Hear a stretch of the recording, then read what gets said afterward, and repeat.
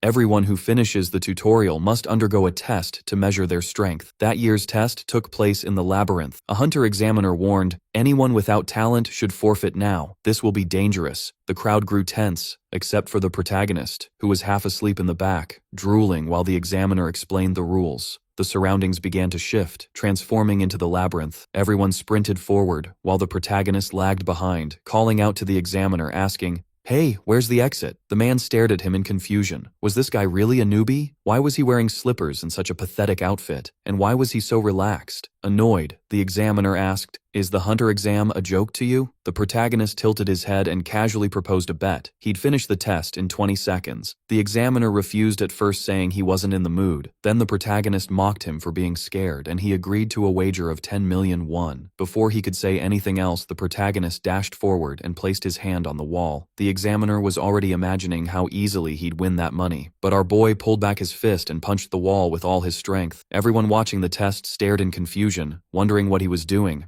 Then sparks exploded outward, and the entire labyrinth collapsed. With a single punch, he broke through to the other side. Turning back, he said calmly, "The exit's right here. Now pay me my 10 million. The professional hunters watching were left speechless, while the protagonist laughed, declaring that it was the easiest 10 million won he'd ever made. But first we gotta see what happened in the tower where he came from. Everyone is running in fear from the dungeon. They're being thrown around and blasted into the floor, while our guy just stands there, staring at the menacing final boss in front of him. The creature tries to intimidate him by getting closer, but unfortunately for it, the boy just laughs, clearly enjoying himself. The entire city has heard about this advanced player, the guy who just defeated the boss with a single kick. The creature can't understand how that's even possible in the tutorial, while the protagonist casually asks, "So, who's the real boss here?" He wears a crazed smile and goes completely wild. It looks like he's having fun, but in reality, he's bored out of his mind. Normally this boss kills 70 out of every 95 players. Yet here, it's taken down by a flying kick from this guy. This marks his 1394th clear. A portal appears in front of him, and theoretically, passing through it should return him to the normal world. But for him, things are different. Instead, he's sent back to level 1 of the tutorial. He starts laughing like he's about to snap. Dropping to his knees, he yells at the tower, demanding to be sent home. How many times does he have to do this? All his stats are above S+,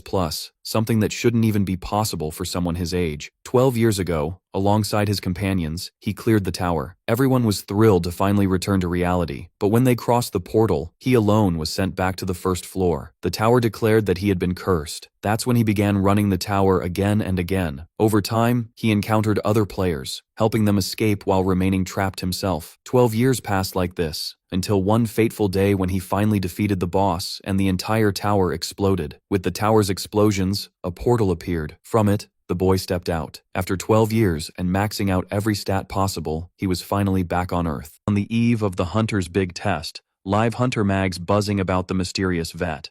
Info's scarce, and rookie Kang Hyun Lee might steal the spotlight. Lee, a martial arts whiz, is the journalist's focus as they question the vet's existence.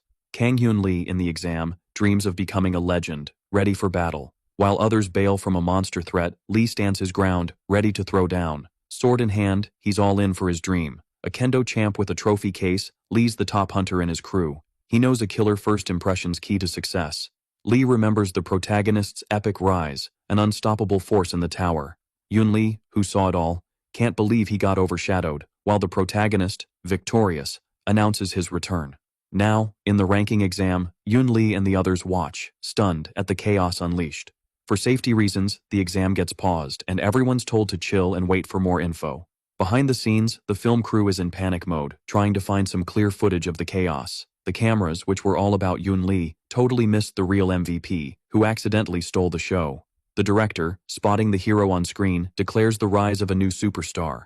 Yun Lee, feeling salty, glares at the snoozing hero, while the hunters chat about the explosion, clueless about the veteran player in their midst. Yun Lee, though, sees a chance to snatch back the spotlight. The committee announces the next exam is about to kick off, waking the hero from his nap. Determined to step out of the veteran's shadow, Yun Lee heads to the exam, ready to face some monsters.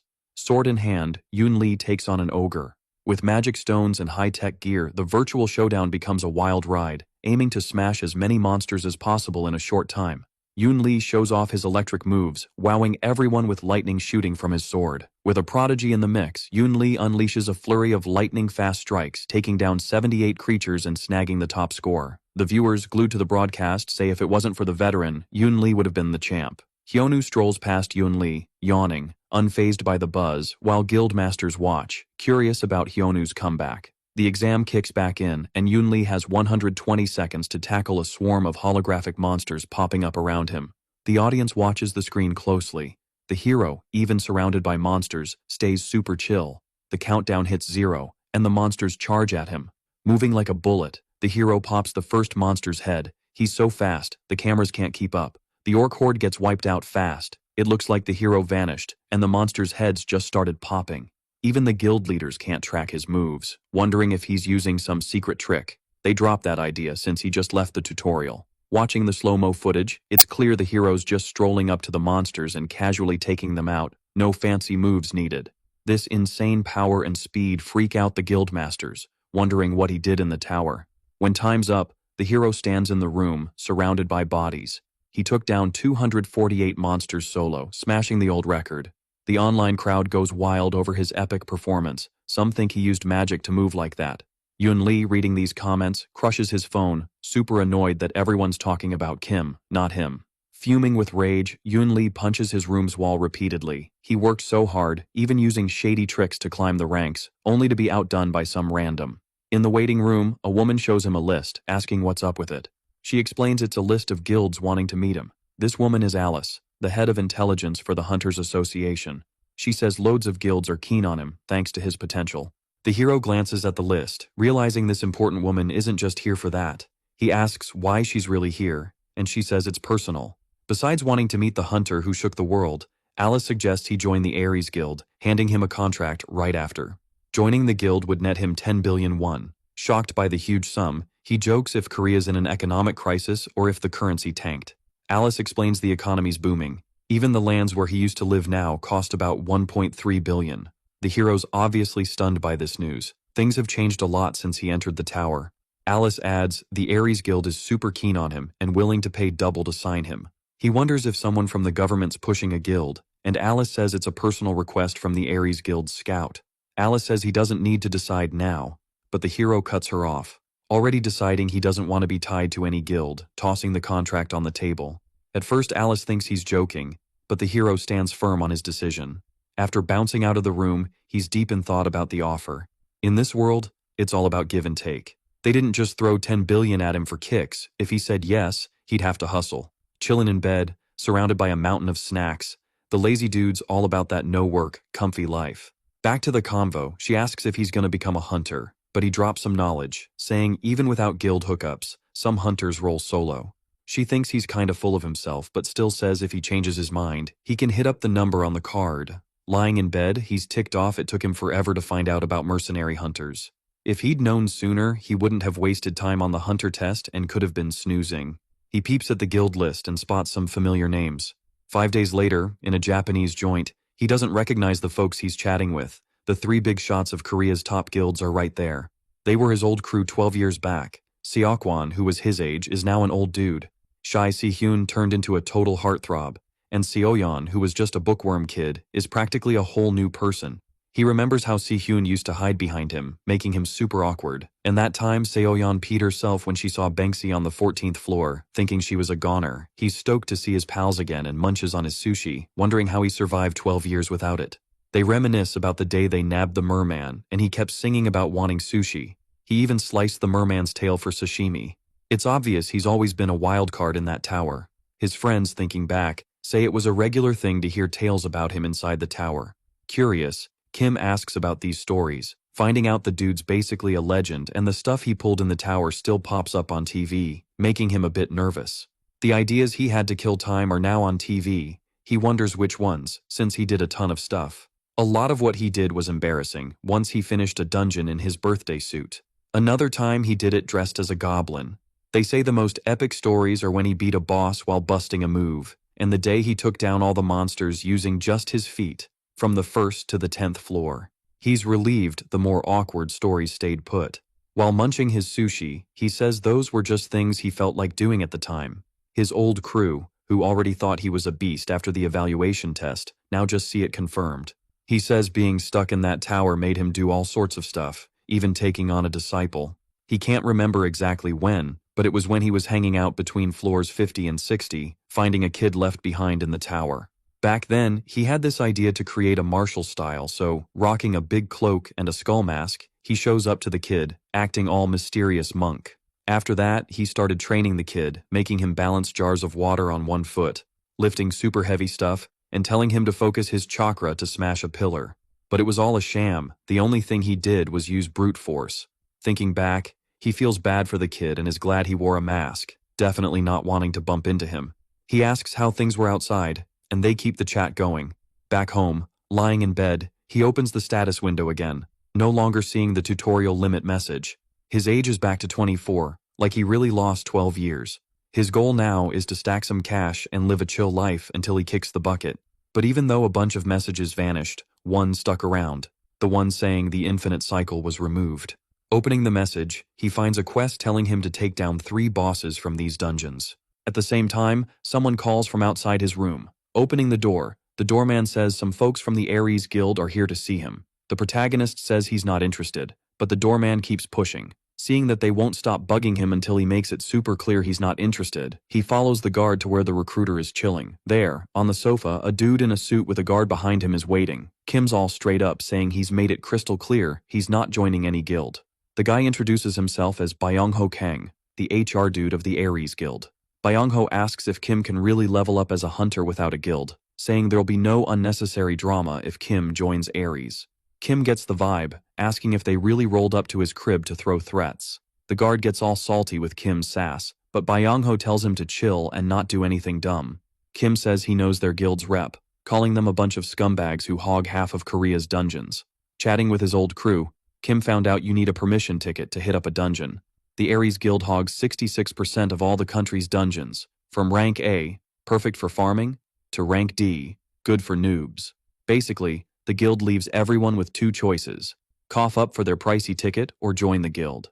The guard smacks the table, trying to scare Kim, and again suggests he rethink the offer, hinting they could end him if he doesn't play ball. The guard yeets the table against the wall, flexing his rank A hunter status, and asks if Kim thinks he stands a chance. With a grin, Kim keeps poking the bear, casually lounging on the sofa. Kim stands up and slips off his slipper, saying he's gonna teach them some manners. The guard, all ticked off, charges at Kim, but with a slipper slap to the face, he's sent flying against the wall. Byung-ho looks shook at his buddy, while Kim calmly strolls over. Before Kim gets close, Byung-ho thinks Kim might have some serious potential but is just a big fish in a small pond. The same guard, now part of the wall decor, is totally out cold, and Byung-ho is baffled by what just went down. Byung-ho wonders how Kim's so strong without even using magic, while Kim strolls over asking if he knows what he hates the most. Cornered against the wall, Byung-ho's freaking out while Kim keeps talking. The thing Kim hates the most is when people try to throw threats his way. With a wicked grin, Kim clocks Byung-ho. Later that night, Kim's at a buddy's place, spilling the tea on what went down. He says he might have gone a bit overboard and that the Ares crew is relentless with their payback. But Kim's not sweating the guild at all. Sihyun keeps explaining that no one messes with Ares because they hold grudges, make threats, block people from joining guilds, and silence them in dungeons. Sihyun says what Kim did was kinda savage and offers him to join the guild, which he turns down. Kim's got a plan brewing and asks if Sihyun's heard of the Aderon lab. Kim's been curious for 12 years. Why was he the only one who couldn't escape the tower? His questions are loaded with anger and resentment. Who's the jerk who did this? Why was Kim stuck for 12 years? Kim thinks if he can crack these secrets, he'll find the one responsible. Then he can make them suffer like he did. The Aderon lab is a rank C dungeon. Its boss is a mad scientist half-cyborg who's all about experimenting on others. It's known as a good spot for beginners to level up. Sihyun's not sure if they'll let Kim in, since this dungeon's also under Ares Guild's thumb. Annoyed, Kim asks if there's no law to stop the monopoly, but Sihyun explains the government's too busy to deal with hunter issues. Sihyun adds that the reason they can off people in dungeons without getting caught is because the cops can't investigate there, calling them accidental deaths. The protagonist decides to crash the place, but Sihyun quickly shoots it down, saying they've got eyes on it 24/7. Kim decides to face them head-on, getting another warning that doing so will make the guild his enemy. Remembering what he did to the last 2 guild guys, Kim says it's a bit late to worry about that. At the Ares Guild HQ, they're chatting about expanding into China, Russia, and Japan. Alright, buckle up, because this story's about to get wild. So, Seonu Hook, this top-tier S-rank hunter dude, is all chill about their guild's expansion. He's like, who cares how long it takes to go global, we're already crushing it. It's like when you're running from a dungeon boss, you just gotta be faster than the dude next to you, not the boss itself. Classic move, right? Then, one of his crew rolls up with a status report on Hyunwoo Kim. They use some fancy tech to check out his moves in the tutorial, and the boss is like, whoa, this guy's got some serious power. But when he finds out they didn't recruit him, he's all, hey, we're better off without him. But let's be real, having someone like Kim would be epic for the guild. He'd be tearing through labyrinths and dungeons like a pro. But, you know, he might just aim for the director's chair. So the boss is like, forget recruiting him, let's teach him a lesson. As Yu's heading out, this red-haired dude with a man bun stops him, saying there's drama at the Adiron lab. Meanwhile, in the Cheombo Mountains, this girl wants to hunt in the dungeon, but the guards are all, no ticket, no entry. Try the free labyrinth instead. One guard's being a total creep, asking for her number to let her in. Enter our hero, Kim. The guard's like, no bathrooms here, dude, go find a bush. But Kim's all, nah, I'm heading into the dungeon. The guard thinks it's a joke because it's super dangerous. Kim's had enough, takes off his sandal, and the guards are like, what the heck? Kim calls them over, and when one tries to shoo him away, bam, sandal to the face, sending him flying. The other guard's like, what just happened? And Kim's like, hand over your shoes, or you'll end up like your buddy. Now rocking some fancy shoes that cost a fortune for weight reduction magic. Kim's like, these are comfy. He even gives his sandals back, saying he's not a bad guy. The girl bounces, and the guards left, staring at the sandal wreckage. Back at the Seoul Guild HQ, Yong Lee's flipping out at Hyun for letting Kim leave. Hyun's like, chill, Kim's unstoppable. All I could do was warn him about the Ares Guild. They remember how Kim's usually chill but turns into a beast if you mess with him. Kim's checking out his new kicks, and his pals are like, don't sweat it. After chatting about the Ares Guild, Kim asks about his status, leaving Yong all shook. Inside the dungeon, Adiron's hunting for test subjects, and a group of adventurers is spying on him. They're debating what to do since the Ares Guild doesn't care about the boss because he's not profitable. They figure they might as well take him on, but the young woman doubts their skills. They did some homework and found out the boss has high defense but weak attacks. If they can tire him out, they might win. Just as they're gearing up for battle, they spot a guy strolling up to the boss. They're all, who's this brave soul? Flashback to 12 years ago, Kim's pals learned about his tough childhood in an orphanage, where he was told to keep his head down and not show he was parentless. After his parents passed, his cousin dumped him in an orphanage and swiped his inheritance. Maybe because he lost trust in people, even though he's chill most times. If anyone tries to boss him around, Kim's got this wicked grudge he just can't hide. The giant monster, half cyborg, is all like, what should I try first? While making sparks fly with its blades. The main dude tells the monster to chill, but the boss just cracks up, wondering why it should even bother stopping. With just one epic kick, the main dude wrecks the boss's body, leaving everyone totally mind-blown. Checking his status window again, one mission's down, and the next one's in the forest village. The adventurer squad spots him. He's the hot topic in the hunter scene, the advanced player. In the Ares Guild's basement, the guild master's sidekick is chatting with Cheong Myong, the guild's management chief. He shows off the main dude's evaluation, leaving Myong stunned that someone fresh out of the tutorials got 2 rank B attributes. Myong's like, this guy's basically a monster, and asks if they want him to handle this dude. They already know the main dude crashed one of their dungeons and joke about how embarrassing it must have been for the director. If the main dude's really that strong, maybe Myong can't just give him a lesson and might have to take him out, but he'll try to keep it low-key since his boss is busy with stuff in China. Things there are wild, cause 2 years back when the Pado Guild popped up, they pretty much took over half of China's dungeons. The guild leader, the mastermind behind it all, has only been out of the tower for 4 years, and all the top members are famous for their beastly skills. But the craziest part? The leader's identity, an S-rank hunter, is a total mystery. Since they're swamped with China stuff, they don't plan to sweat it over the main dude.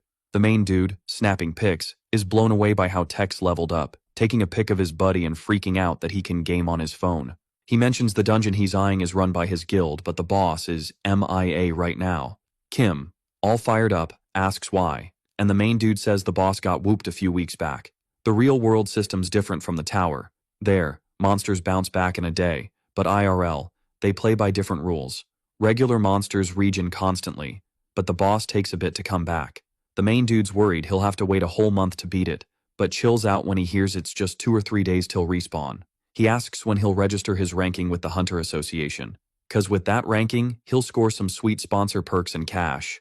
Talking money gets the main dude hyped, asking how much he can rake in. He breaks it down. B ranks can pull in up to 1.3 million, while higher ranks score way more. He himself bags 7 million won. Next day, Hyunwoo hits up the Hunter Association with Si-hyun. The dude at the desk asks if Hyunwoo's there to register, asking for his name.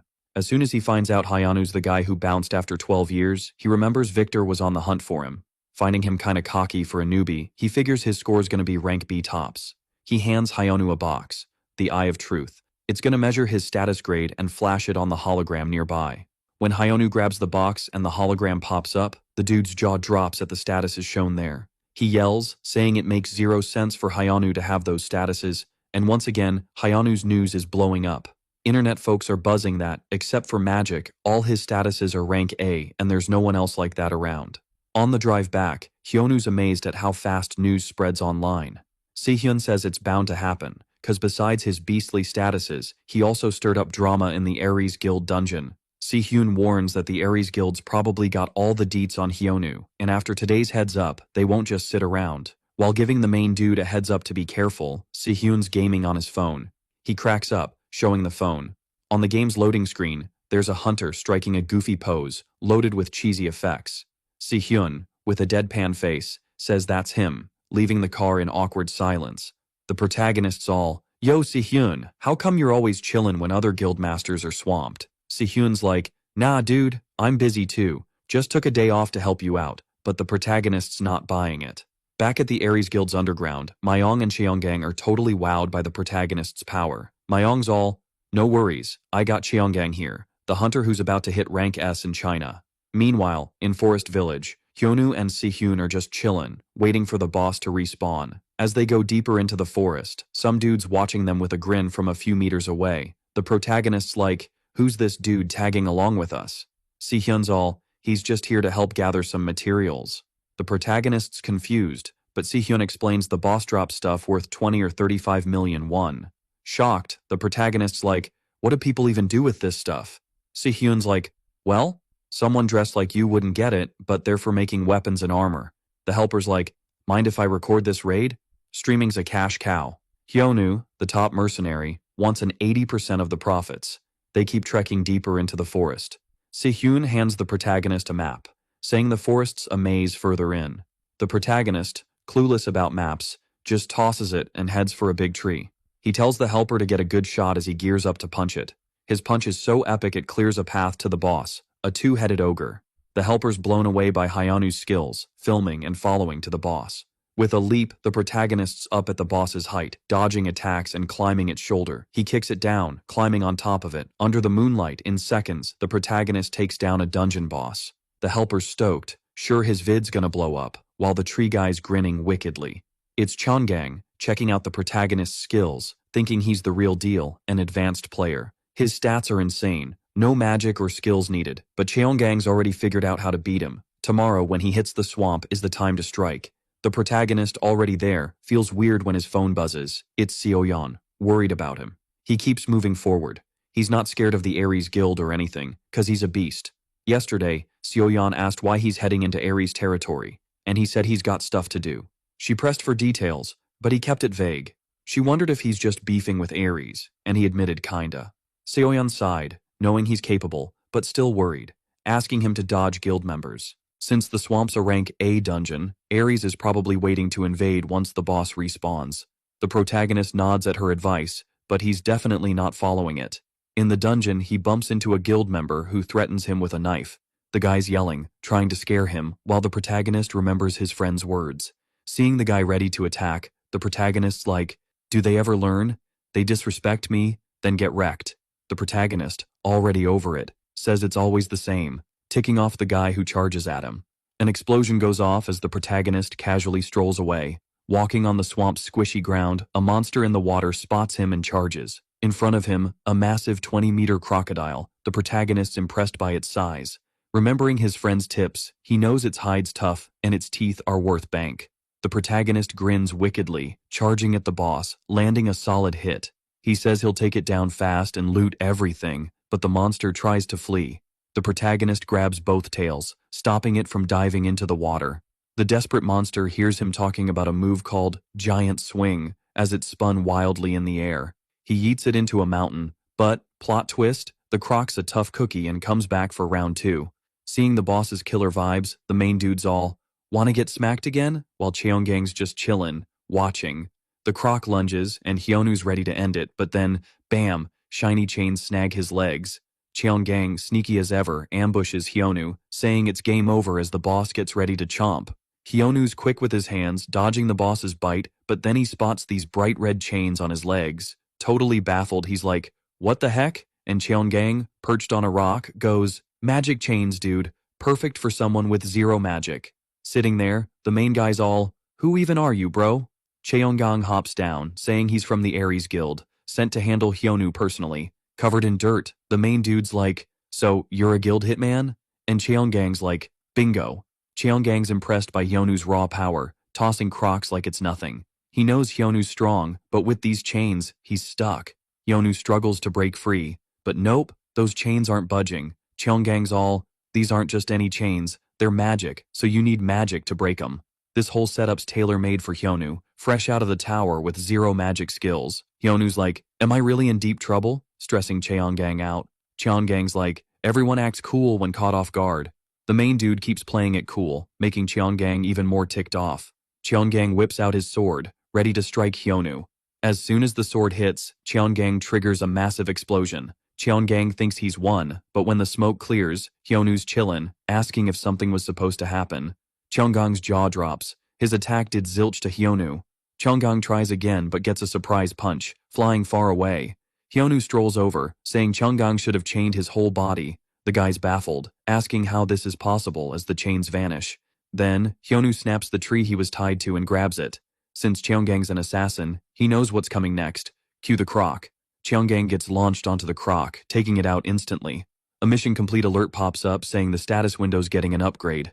Back at the Ares Guild, Mayung finds out Cheongang got wrecked by the main dude. The tree Cheongang was tied to is now Swamp Chow, no remains to recover. Cheongang was a beast with 2 S-rank stats and 7 abilities, yet Hyonu beat him. Myung's stressed, wondering how to handle Hyonu now. Back home, Hyonu's lounging on the couch, deep in thought. He sighs, then checks his status window. New stuff's added. Hyonu's got a status scan ability and a system invite to be a temporary guardian. Hyonu's not sure what's up, but he's stoked something's different. He thought he'd finish the mission and get tower intel, but instead he got an invite that expires in 2 hours. Sehyun comes home asking if Hyonu's eaten yet. Hyonu uses the chance to test his new ability. With status scan, he checks others' stats, but it's low level, so info's limited. Hyonu's annoyed, calling it useless, making Sehyun think it's about him. Chilling on the couch, Hyonu waits for the system update to learn about the tower. When the clock hits midnight, everything goes dark, and Hyonu's teleported to a room. In the room, a woman waits, sitting at a table in front of him. With a blank stare, she greets him, saying she's his assistant, Av. She says as long as Hyonu's alive, they'll meet often. The main dude's hyped, thinking he'll finally get answers, like why he was stuck in the tower. Face to face with Av, Hyonu waits for her to spill the tea. He asks for an explanation, but learns she only answers questions. For his first question, Hyonu asks who trapped him in the tutorial tower, but she can't answer, 'cause his status scan's too low. Hyonu's frustrated, realizing he needs to level up the scan to get answers.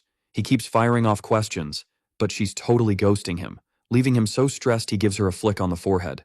She's got no clue who she is or why she brought him, so she's got zero answers for his questions. Av spills the tea. The Guardians are the ones who defend, simple as that. Hyonu takes a deep breath and just gives up, asking what he really needs to know. She breaks it down, saying since Hyonu's just a temp Guardian, he'll get the full scoop once he levels up. Hyonu's all, "How do I become an official Guardian?" She's like, "In 5 days, a rift's gonna pop up where you live. Deep inside, there's a key to boost your scan level. Grab it, and boom, you're a legit Guardian." Heading home, Hyonu's deep in thought, ready to do whatever it takes to get the 411. Next day, Hyonu's with the guild masters, dropping the bomb that a rift's gonna show up. Everyone's jaws hit the floor, 'cause a rift means chaos is coming. At the Ares Guild HQ, the director's so mad he punches the table after hearing one of their top guys got wrecked. He's raging, saying to spare no expense for payback. The director's all, "Hire a merc stronger than the last one. I want Hyonu gone." Once Hyonu's out of the picture, The director's gonna focus on the Pato Guild, cause their members are getting picked off by some masked squad. Then, the protagonist's eyes are glued to a ring, a tiny thing worth over 2 billion won, found in labyrinths. The protagonist's curious, what's the deal with labyrinths versus dungeons? They explain labyrinths have cool artifacts like this ring, while dungeons are just monster loot and magic stones. They say this ring's got enchantments, like something straight out of a game. Using his skills, Yanu finds out the ring's a Class A item with pyrokinesis, but his low-level skills can't see much more. Feeling his skills are kinda meh, Hyunwoo figures once he's done with his mission, he should hit up a labyrinth. He recalls his chat with Av and asks if they know about a rift, putting everyone on high alert. Basically, a rift's when the ground just splits open and monsters flood out. People who've seen it call it the gates of hell. AV was so chill about it, the protagonist thought it was no biggie, which ticked him off. Hyunwoo's like, what if a rift opened in Korea? Everyone's deep in thought, knowing they might stop a low-level rift, but it'd still wreck the place. Some guilds would try to fight the rift. Ares Guild would probably send in some nobodies and claim they saved the day. The protagonist eyes his plate and tells everyone to eat up and rest for the days ahead, leaving them scratching their heads. A few days later at the airport, people notice a mini earthquake. It ramps up and the ground starts cracking. A red rift slowly opens, growing massive. Meanwhile, in a far-off castle, a hooded dude approaches a big round table. He's like, the 9th class has awakened. The guy at the table asks if it's fully awake. The hooded dude says it's not yet, but it's about to be. The timing's perfect. This demon-like guy eyes Hyunwoo, pumped to see what he's got.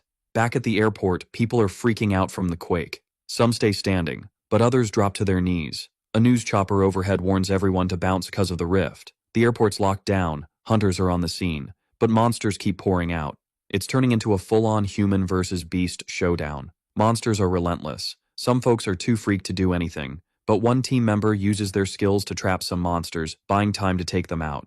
As a seasoned hunter, he tells the newbie to get up and keep swinging. Even after taking down a bunch of monsters, the hunter sees things are getting worse with no backup in sight. No matter how many they take down, more keep coming. They gotta hit the right spot where the rift opened. He hears a noise, turns, and sees a giant skeleton rolling up. It's a rank A monster, making everyone lose hope. As the skeleton's about to strike, the hunter yells for everyone to bail while he tries to block the attack. Even though he's defending himself, the hit is so strong it sends him flying, crash landing into a car. Ouch, right? The skeleton's all up in his face, ready to finish him off, but then, boom, Hyunwoo steps in. Hands in pockets, Hyunwoo just kicks the skeleton's head off. Talk about a casual flex. Everyone's like, whoa, it's him! Hyunwoo's black outfit screams advanced player from the news. Checking out the skeleton damage, Hyunwoo pulls up his status window, realizing he needs to dive deeper into the airport for the key. People are all, dude, he just one-punched a skeleton. But then, bam. Monster horde attacks while they're distracted. Hyunwoo's like, guess I gotta help out, until backup shows up. He grabs the giant skeleton's bat, does some epic air spins, and hurls it into the monster crowd, taking out a bunch. The crowd's watching, feeling all hopeful, thinking Hyunwoo's got this. But then, plot twist, he bounces, leaving them to fend for themselves until help arrives. They're fighting non-stop, getting tired, but the monsters keep coming. The general's like, if we quit now, it's game over for everyone. The general gets sneak attacked, but bam, monsters down with one sword swipe. Soul Guild leader to the rescue. This dude's rocking a sword and samurai gear, ready to rumble with his guild squad. A noise from behind a car pile grabs his attention. A dead monster drops next to them. Soyeon shows up with her guild, and soon after, Seokwon rolls in too. With all the guilds here, the general's feeling saved. Soyeon's like, where's Hyunwoo? He should have been here first. The guy's like, he just jumped into the rift, which his friends totally saw coming cause he's impatient. Now, they're all together, launching a counterattack against the monsters. Seokwon powers up his shield, leading the charge, taking out a bunch of monsters. Sihyun's all ninja-like, slicing through monsters with quick moves. Meanwhile, Seoyeon's zapping monsters with lightning magic, blasting them with energy spheres. Hyunwoo's checking out the abyss. Av says he needs to hit rock bottom. He spots a monster path and finds a car nearby. Idea time. He rips off the car doors, uses them as shields, and jumps into the monster horde. A goblin tries to warn its buddies, but too late. The real beast is here, and they're freaking out. Hyunwoo charges like a buffalo, tossing monsters everywhere. Some tumble back into the abyss, and he knows he's close to the bottom. He ditches the car doors and leaps into the abyss, landing on a monster pile. At the rift's bottom, a red monster approaches, looking all boss level with crystals on its body. The Crimson Climber's got the key Hyunwoo needs. Hyonu charges in, throwing a punch, but the monster dodges and counters, sending him flying. He's shocked, no time to think, as the monster's on him. Hyonu dodges, counters with a kick and punch, knocking the monster down. The monster's babbling something, pointing at Hyonu, but he doesn't get it, and keeps attacking. The monster blocks his punch with one hand, counter-attacking fast. Hyonu's struggling big time. Seeing a cut on his belly, Hyonu wonders if it's time to use that ability. Standing up, he tells the monster it's in trouble now. Not getting it, Hyonu strikes a fighting pose. Total martial artist vibes. Back in the tower days, Hyonu remembers martial arts stories where folks escaped trials after enlightenment. He knew it was movie stuff, but kept training, hoping for enlightenment to escape the tower. At first, he just copied TV martial arts, but it was pointless. His punches did zilch against monsters. Hyonu thought it was all a waste until, boom, he just yeeted a monster's head off with one punch. All those stats from clearing the tower a gazillion times turned his fake skills into the real deal. Hyonu tried to forget those cringe days. While he's prepping, the monsters all, surprise attack. Even with a punch incoming, our dude stays chill and busts out Emperor's Fury, smashing the monster's head. The punch is so epic it blasts a hole in the rocks nearby. Seeing the chaos, he's glad no one's around. And yeah, shouting move names is kinda cringe. He snags the key, updating his mission. In 3 days, he's meeting Av again, hoping she's got some answers this time. He spots a tiny drone buzzing overhead, its footage playing on a big screen at the Ares Guild. They're shook by his power display. The chief's all, is he really A rank? His assistant's like, yup, official hunter stats. The chief's like, that looked A rank? Even with no magic, no gear, just sportswear, he pulled off crazy feats. The chief asks if you got the info. He thinks brute force has limits and orders full prep to take him down. Next day, at the Hunters Association, reporters snap pics of guild leaders and our hero. They're getting props for fighting the rift. Everyone's in suits, but our guy's rocking sportswear, being filmed by the raid assistant in the forest. He's stoked with all the viewers on his live stream. Comments flood in as he gets his award. A military-looking dude checks him out, asks if he needs new clothes, but gets a cheeky reply, leaving him super annoyed. After snagging his awards, he asks if he can bounce, but before they answer, he's out of there. His friends aren't even surprised. He's all about breaking the mold. Cut to the Pado Guild Castle in China. A woman in a hot tub watches TV, seeing him fight the Crimson Monster. She checks out his moves, gets startled, hops out, and demands his name. Her assistant says he's Hyonu, fresh out of the tutorial.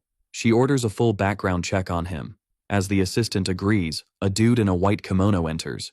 He greets her with news about the Weon Guild's takedown. Without looking, she asks for the scoop.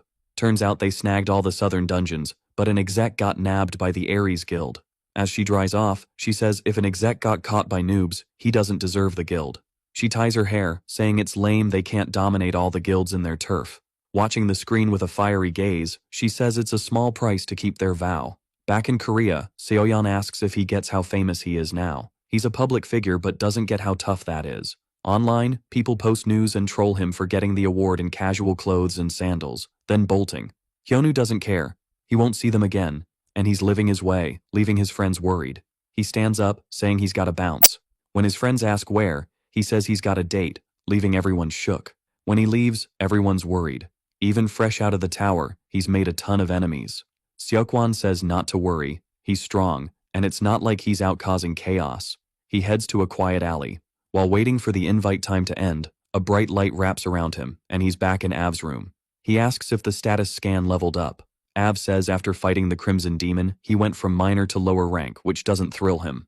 Av's all, chill dude, I'm just the messenger here, explaining that the info he can access is basically the same, which makes him super annoyed. But now that he's a legit guardian, she spills the beans on the tasks he's gotta do, and once he nails them, he can find out whatever he wants. Now that Hyonu's a guardian, his gig is to stop all the climbers hitting up the tower. He's like, I was stuck in that tower for 12 years and never saw one. But Av's like, nah, not the tutorial tower, the big one with 12 layers, Earth's just one of them. Hyonu's job is to guard the 9th layer, Earth. Hyonu just wanted to know who locked him up in the tower, and now he's Earth's bodyguard. All this is way too much for a guy who just wanted some chill time. AV warns if Hyonu doesn't stop the climbers, the 9th layer's toast, which means game over for him and his buddies. Hyonu's fuming about having zero choices and just having to follow orders. Av tries to smooth things over, saying it's not exactly like that, but it just makes him more ticked off because she's got no solid reason. Av, the big boss of the new system, is being way too soft on Hyonu. She calls his name, switching to a serious tone, but Hyonu fires back even more seriously, making Av realize this tactic's a flop. She switches gears, explaining they picked Hyonu as a guardian for his own good. Plus, there are rewards, more climbers he takes down, more goodies he gets. Hyonu's all chill now, asking what scan level he needs to find out who the jerks were that made the tower and trapped him. Av repeats his scan level needs to be higher to get that info. Hyonu asks how many climbers he's got to take out to level up, but Av says there's no magic number since they've got levels too. To get the scoop he wants, Hyonu needs to take down 5 high-ranking climbers. The Crimson Demon he fought was probably a low-level climber, so now he gets how the system rolls. Back at his crib, Hyonu's in a library, checking out his status window. The only new thing is he'll get a ping when a climber shows up. All this wild stuff about Earth being in a tower and him needing to be the hero is super confusing. So, to keep it simple, Hyonu just needs to smack some monsters until he figures out who locked him in the tower. While pondering this, he gets a call from Seoyeon. She's like, "Dude, you're in deep trouble. Check the news ASAP." Hyonu flips on the TV, and the hosts are chatting about the murder he pulled on an Ares Guild member. He heads to Seokwan Han's place. Phones are blowing up, but he's just chilling on the couch. Seoyeon says Hyonu was already a big deal after leaving the tutorial tower. After soloing the Rift, his fame skyrocketed. But now, with murder charges, other countries might start eyeballing him. Hyonu's like, "Why the panic?" Seoyeon, fuming, asks how they couldn't be worried. He looks at her, feeling weird. It's like getting nagged by a wife, but he's never been hitched or had a girlfriend. So he asks if Seoyeon's into him. She takes a deep breath but can't hold back her rage, sparking her lightning powers, and she's like, "You think I'm joking? Say one more thing like that, and you're toast." Sehyun rolls in, showing his phone. Tons of missed calls from reporters, and Hyonu's trending #1 on Twitter. Seokwan's like, "Not the first time this happened," and Sehyun reads some articles about them. The articles, besides talking about Hyonu, are trying to trash the other guilds. But Hyonu's unfazed, which blows his friends' minds with his total chill. Seokwan suggests just keeping the phone off, like him, and mentions the press conference kicks off in 30 minutes. The other two, clueless about the conference, ask if he's got a plan. They even think Hyonu's gonna throw down with all the journalists and declare war on the Ares Guild. Hyonu's bummed they think he'd do that, while Seokwan cracks up at the whole scene. At the Ares Guild, the director's all, "Is everything on track?" Yu's like, "Yup," and spills the tea. Public opinion's a mess, so it's gonna be tough for our hero to wiggle out of this one. The director's grinning, thinking, first strike wins, and since peace is off the table, he's ready to outsmart Hyonu and finish him for good. At the press conference, reporters are buzzing, asking if Hyonu really went after the Ares Guild. Our hero, seeing all the cameras, is like, "I have no clue how these things work, so I'm winging it." Hyonu picks a reporter who asks how he's feeling. He just goes, "It sucks." Another reporter's like, "Did you really off an Ares Guild member?" And Hyonu's all, "Yep," leaving jaws on the floor. He adds, "No clue why Ares is acting up. I just said no once." And they flipped. They roll the footage of his showdown with the assassin. Everyone's shook by the plot twist, eyes glued to the screen. The whole chat with the assassin's on blast. They ask where it was filmed, and Hyonu's like, "Swamp Dungeon, where I was boss hunting." People are skeptical, saying the vids could be fake, but Hyonu's ready, pulling out a phone, the assassin's phone. He doesn't know what's on it, it's locked, but he'll find out at the police station. He adds, as a newbie fresh from the tower, all he could do was defend himself. Hyonu also mentions the assassin got chomped by a megacroc in an ambush. Everyone's scribbling notes and posting online. He leaves the presser, annoyed by all the drama. Now the tables have turned. Hyonu, once accused, is now the hero, while Ares is called out for lying. In the office, the director's fuming that Hyonu flipped the script with just some audio. He thought Hyonu was all brawn, no brain, but he's not giving up. At a restaurant, his friends are wowed by his smarts. They didn't think he'd snag a recording and the assassin's phone. But Hyonu says the phone wasn't the assassin's, he just grabbed it randomly. They ask if he's fibbing about other stuff, but Hyonu says the recording's legit. Since Ares was sketchy, he recorded everything, not knowing it'd be gold now. They worry if the cops get the phone, he'll be busted. But Hyonu's like, "Ares will come knocking, and I'll tell them to scram my way." The Ares Guild's based in the USA, one of the biggest guilds worldwide, with HQs everywhere. But no place has as many dungeons as Korea. Whether it's a bad plan or a deal, Hyonu's unfazed. They've got more to lose, he doesn't. Later, in a parking lot, Hyonu tells Sehyun to head home, he needs a stroll. He hits an alley and senses he's being tailed. He knew this would happen solo, but not this fast. A guy steps up saying someone's looking for him and he should come along. Hyonu's like, nah. But the guy's all, I'll make you. Hyonu's amused by their guts while pulling veggies from the ground. The ninja's ticked by his sass and attacks with magic, but Hyonu blocks it with cabbages. Seeing their boss tossed aside, all the ninjas rush him, using every trick in the book, but none of their moves can scratch him. After the ninja swarm, Hyonu's like, done tickling me? Then, as they deserve, he leaves them all in a semi-vegetative state. The beatdown's so epic, the last ninja begs when it's his turn. Lucky for him, Hyonu needs a guide, so he agrees to chill if the ninja takes him to the boss. In the outskirts of Gwangju, in Gyeonggi-do, deep down in an underground bunker, a ninja's chatting about how the guild's hustling to build the place and mentions some shady stuff. That's when a buddy tells him to zip it, cause only a spot like this takes in hunters like them. Finally, the convo shifts to the main dude, who's been all over TV, totally fearless. They think it's lame since Hyonu got wrecked by the kids from Team 1, but just as he's bragging, boom, an explosion goes off right in front of him. Then, as the dust clears, Hyonu shows up, dragging one of their pals with him. First off, the main guy waits, and not being dumb, the ninja says it's the right spot. But the ones really scratching their heads are those two guards. Inside the bunker, an exec and his security hear noises from upstairs, and as the noise creeps closer to the elevator, they're ready for whatever's coming. Then, the elevator doors burst open with a bang, sending the snitch ninja flying and revealing the hero. Hyonu strolls in, saying it's a weird place to have, and he asks if they really have that much cash to pull this off on the down low. Then the boss whips out his sword, asking who the intruder is and how he got there. Which, no sweat, the main guy says he's the Reaper here to guide everyone to the afterlife. Switching to a creepy warehouse where they're using some sketchy confession tricks on a pink-haired girl, Hyuk-seonu asks if she'll spill the beans soon, since it looks like the guild ditched her. The dude's sure if she keeps resisting, she's toast. So he just asks for the info and weaknesses, promising a wish in return. But the girl ain't budging, and it's starting to tick him off. So, Hyuk-seonu tells his crew to keep doing their thing. One of them asks if the boss is sure, cause this time it's game over, but he doesn't care anymore, wanting at least to make her pay. Following orders, the masked guy with the knife gets ready to continue. But luckily, before he can get all evil, the gate crashes down on the executioner. And this time, it's Hyuk-seonu who's shocked, cause the one he was hunting came to him. Inside, the hero spots a girl being held captive. Then he jokes about Seonu not being cool for bringing someone else after inviting him. Hyuk-seonu still wants to know how Hyonu's there when he sent his team to wipe him out.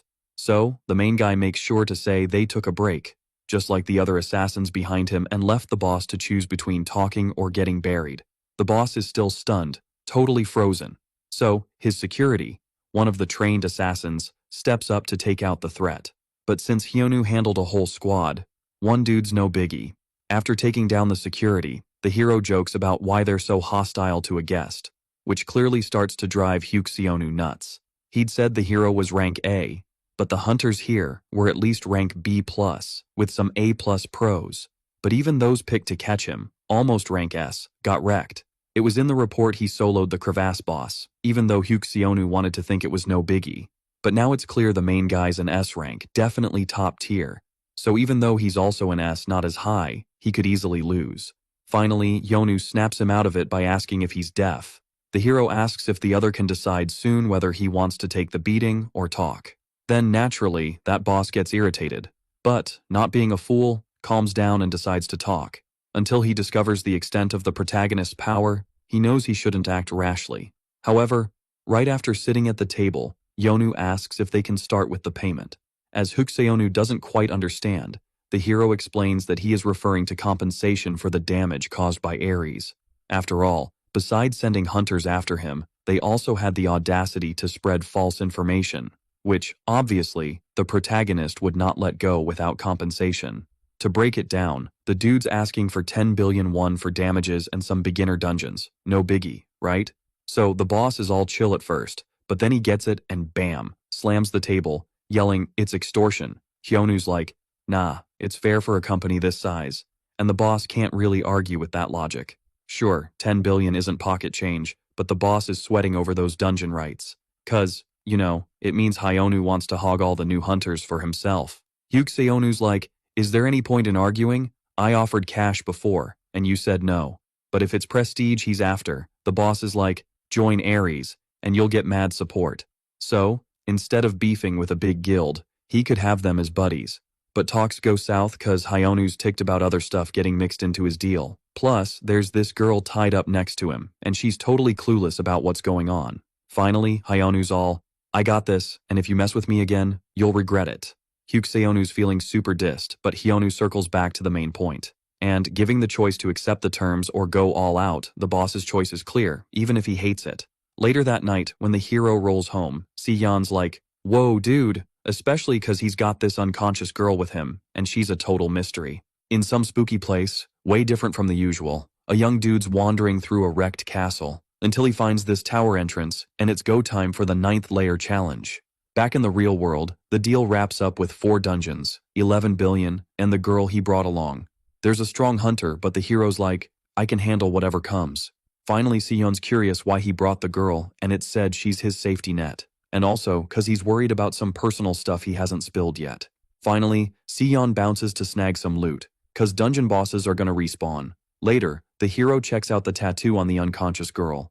And no matter how much he stares, it looks a lot like the mask he was obsessed with, reminding him of the Void's first rule. Finally, opening the status window, the girl's name pops up as Hong Lin, and her stats are solid. Still, she's not super special, and since he can't see everything, he's itching for answers when she wakes up. Before anything else, out of nowhere, an urgent message drops about a new climber on the 9th layer, and the system's like, hey, wanna be a guardian when the timer hits 0? Obviously he's clueless, and to make it worse, there's only 5 seconds left. So, before he can even think, he's yanked by the girl who instantly calls his name, and shouts that someone is zooming in fast. Hyonu's like, who's this person? And it's said to be the next climber. About who they are and when they'll show up, the girl just pulls up that window again. But now she gets a playful flick on the head from the hero, realizing if not for the alert, he'd be in the dark. Av tries to explain again that it's not her fault cause his authority's low, but if she didn't know who was coming, why call him? But the girl's like, nah, it's not that simple. I need a favor. Context is, this climber's tougher than the last, and the guardian's gotta gear up. About what he needs to do, the girl suggests he awaken his mana for some backup. Hyonu's getting hyped about facing a high-level opponent, but Av's like, if that's the case, the world's toast. Finally, she insists the hero won't win without magic, but even when asked, she's clueless about a crevasse happening. Av's in the dark on details, but a climber's all about their skills and achievements. Recapping, Hyonu gets there's an intermediate climber coming, and he's in hot water without intel. Then, Av shields her head, yelling for him to quit picking on her. After all, in her view, treating a cute girl poorly is just bad manners. But sadly, the hero spills that his parents died in a car crash when he was just a kid, which makes the girl say sorry for being thoughtless when she should have been dropping some wisdom bombs. But hey, the heroes chill with it, and since there's no beef, Av thinks Hyonu might have a soft side. In the Orang Guild's skyscraper in Gwangjin-gu, someone yells, yo, what's up? She hollers that this magic trick's gotta be a scam cause she can't feel the mana vibes. Turns out it's Hyonu venting cause he could be doing his own thing. Seo-yeon though is skeptical cause she's never heard of a hunter winning without a mage's backup. That's why in her book, a mage like her is key to channeling mana. Suddenly Sion pops up asking what's the deal, and since it's day 4, it seemed like he was there to roast the hero. But nah, he just came to drop a message from the hunter's crew. The hero just started a guild, shocking everyone. Now with some dungeons in the bag, he just needs to chase other stuff. The guild's called Guardian, and the person he brought is still out cold. Hyonu even jokes if she's turned into a veggie, but luckily not, so it's just a waiting game. But since she's been stuck like this for days without feeling mana, she's clueless if it's working. Seo-yeon suggests finding someone who can tap into the mana source, like Nakagawa Yasumi. And since the hero's lost, it's explained she's the boss of the Izanami Guild in Japan. She's got this wild skill called Blood Flow, which can control blood and boost stats. That's why the hero's hyped, but going to Japan just to meet her sounds like a drag. And more annoying than that would be if the hero accidentally messed up the magic circle, which, oops for Seo-yeon, is exactly what happened, so Hyonu had to yell for her to chill and promise to fix it. Later, outside the intermediate lab in Suganami, Tokyo, Japan, the Izanami Guild's boss, Nakagawa Yasumi, is called to help with shouts. Cause right in front of her a weird dimensional cut's creeping closer. She yells, telling her squad to dodge, but they're too slow for the attack. Sadly, she's the only one who dodges, surviving, but clearly shook by the chaos. Anyway, no time for tears cause the culprit's creeping closer with a blade. Seeing this, Nakagawa nervously asks who the heck she is. Then, despite dodging his blade by luck, the young dude says he'll spill the beans. Finally, he wonders which of his many nicknames to use. Some call him a climber, others a destroyer or god of the lightning sky. But his real name's Cheonma, and that's the last thing Nakagawa hears. Meanwhile, back in Korea, another urgent message hits the hero, this time about the climber's Japan arrival. So he brushes off Seoyeon's gloom and asks for a lift. On the way, the news gives a taste of the madness going down. And since he hasn't nailed magic yet, Hyonu's a bit stressed. During the ride, Sehyun can't help but ask why the hero's Japan-bound. So, as usual, he makes up an excuse, but there's still the passport issue. And maybe, in the rush to beat the climber, Hyonu forgot he doesn't have one. In the Hunters Association's Japan branch conference room, a bigwig asks how Nakagawa's still around, given she was declared dead, so she says she revived thanks to an artifact. Anyway, the question is if Cheonma's really that OP. With an S-rank's death announced, other hunters are hesitant to step up. Since even Nakagawa couldn't beat him, the others would likely fail too. So they need help, and with the local crew tied up, all they can do is watch the chaos grow.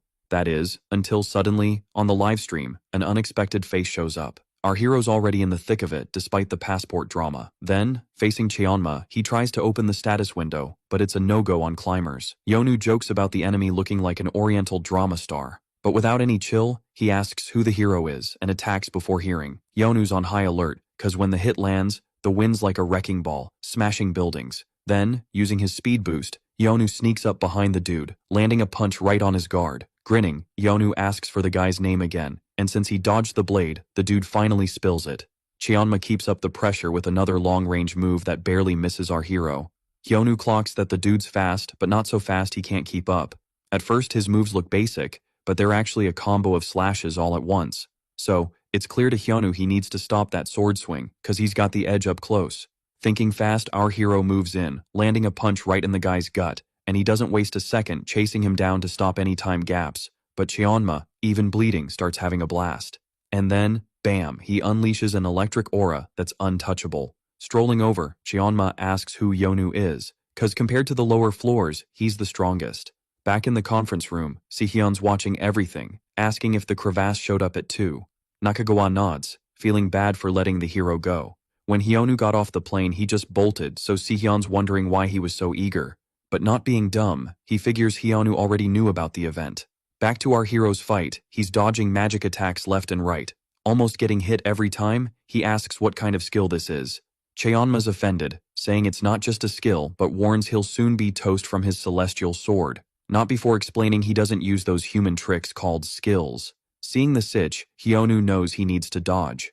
But he's stumped on how, cause moving away gives the dude a long-range edge. So he does the opposite. Grabs the guy's kimono and delivers a brutal headbutt. While Cheonma's reeling from the pain, the hero switches it up, pulling off a martial arts move called Absolute King. Hyonu's hoping for a win, but Cheonma's back at 100% and ready to strike back. Before anything else, he admits the hero's interesting and strong. So, he gives props for being the first worthy of a technique he's been itching to use, daring the hero to defend. Hyonu's blown away by the power, needing to sprint to close the gap. But that's why Cheonma's the lightning god, so in a flash, the celestial sword in lightning of condemnation mode hits the ground.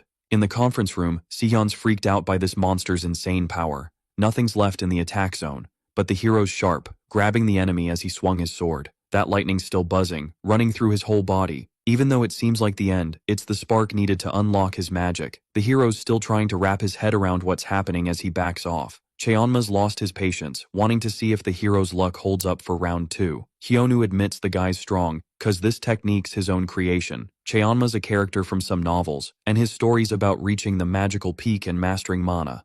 Finally, the opponent asks if the hero's gonna keep fighting. But the hero's like, "This won't scare me," which sounds cocky to the swordsman. Hyonu knows he can't win by force alone, but wonders if a few more lightning strikes could change the game. When he was stuck in the tower, he practiced tons of martial arts, but Cheonma Shingang was out of reach. Those who nailed it were top tier, but Hyonu had zero experience. The techniques he tried from novels were just knockoffs, but all that frustration paid off now. Cause in just 10 seconds, Cheonma's been a better teacher than anyone else. Without fully getting it, the martial artist launches another attack, but now he's the one shocked. 'Cause everything's nullified and copied by the hero perfectly, only for the hero to then flex all his new skills on the opponent, showing off everything he just learned. First, Yonu gathered all his magical power into one epic point and then, boom, made it explode. What was brewing behind him, and what the martial artist was already sweating about, was just his own technique. Then, from all the cool attack moves, the hero picked the divine kick of extreme destruction, which, caused massive chaos, even smacking a transmission drone out of the sky. And so after just this one epic attack, a message popped up, giving props to the Guardian for beating the climber Qianma. A few minutes after the climber got wrecked at Pado Castle, a girl chilling on her throne watches the hero's fight recap on a big screen. This was Mir Young, and what blew her mind wasn't the win, but that it was her master out there. Flashback to the tutorial tower days, the girl was struggling big time against some nasty monsters. She was about to throw in the towel, totally out of hope and energy. But then, in her darkest hour, her master swooped in, taking down all those baddies.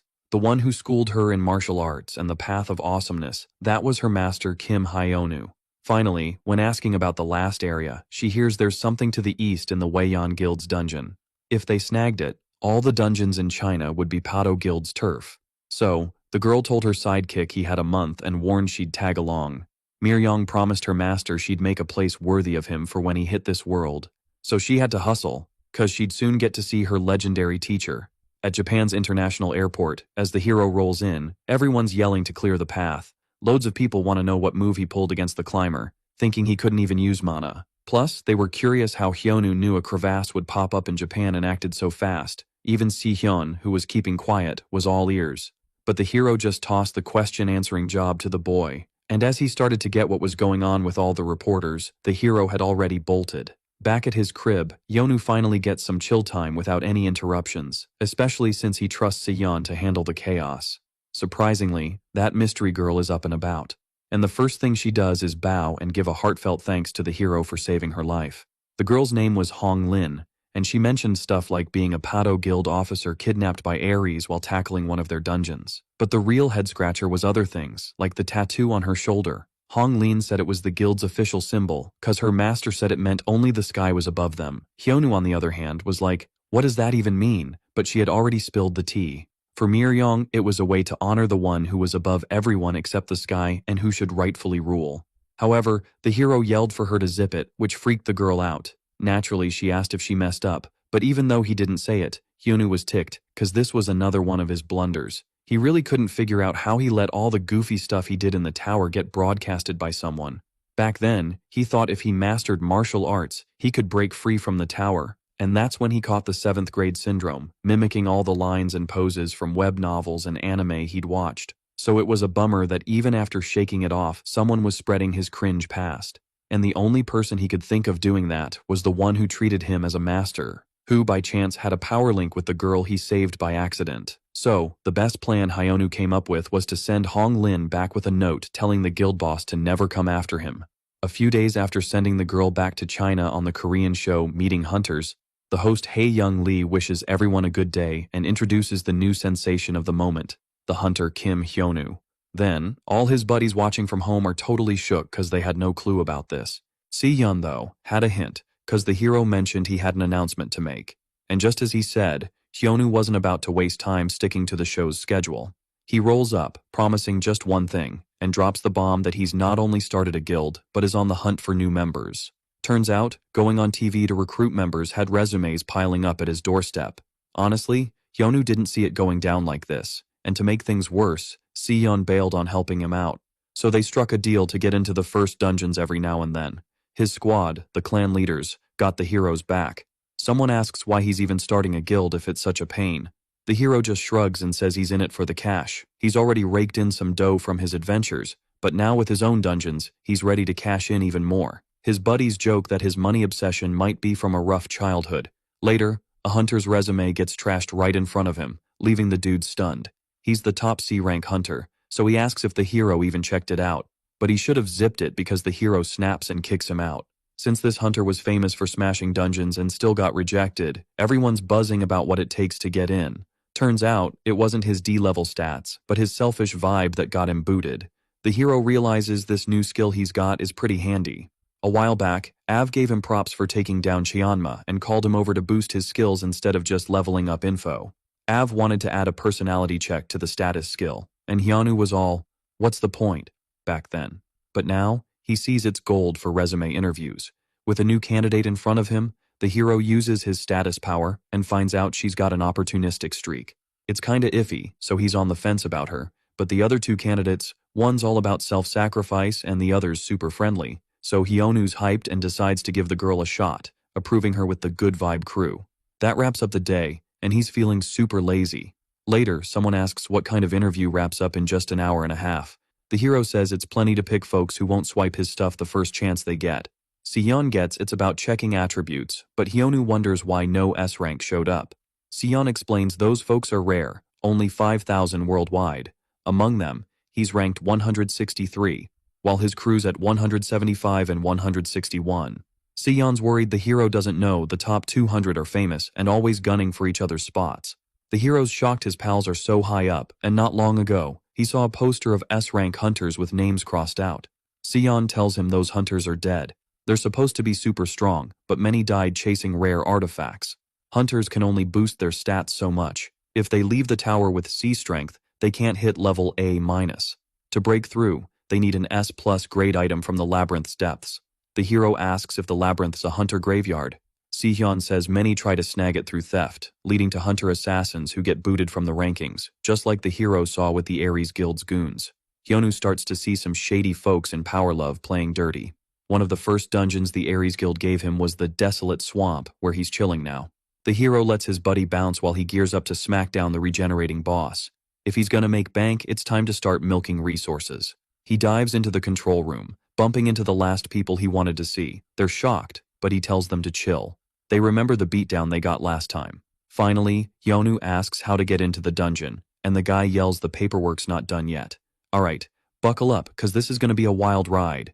So, our hero's cruising along, all chill, when suddenly, bam, he bumps into an old buddy. This dude's grinning like he just won the lottery, even though things are kinda messy. Hyonu's not having it though. He's all, yo, are you here cause Ares sent you again?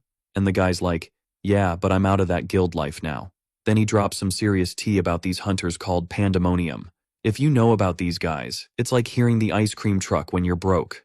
They're top-tier mercenaries, all S-rank legends. They're like the Avengers, but, with more murder.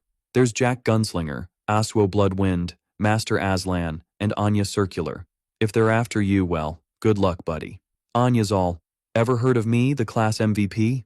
But our hero's like, nah, sorry, not ringing any bells, which makes her madder than a cat in a bath. She brags about taking down top hunters, thanks to her debuff magic. Then she traps our hero with magic ropes.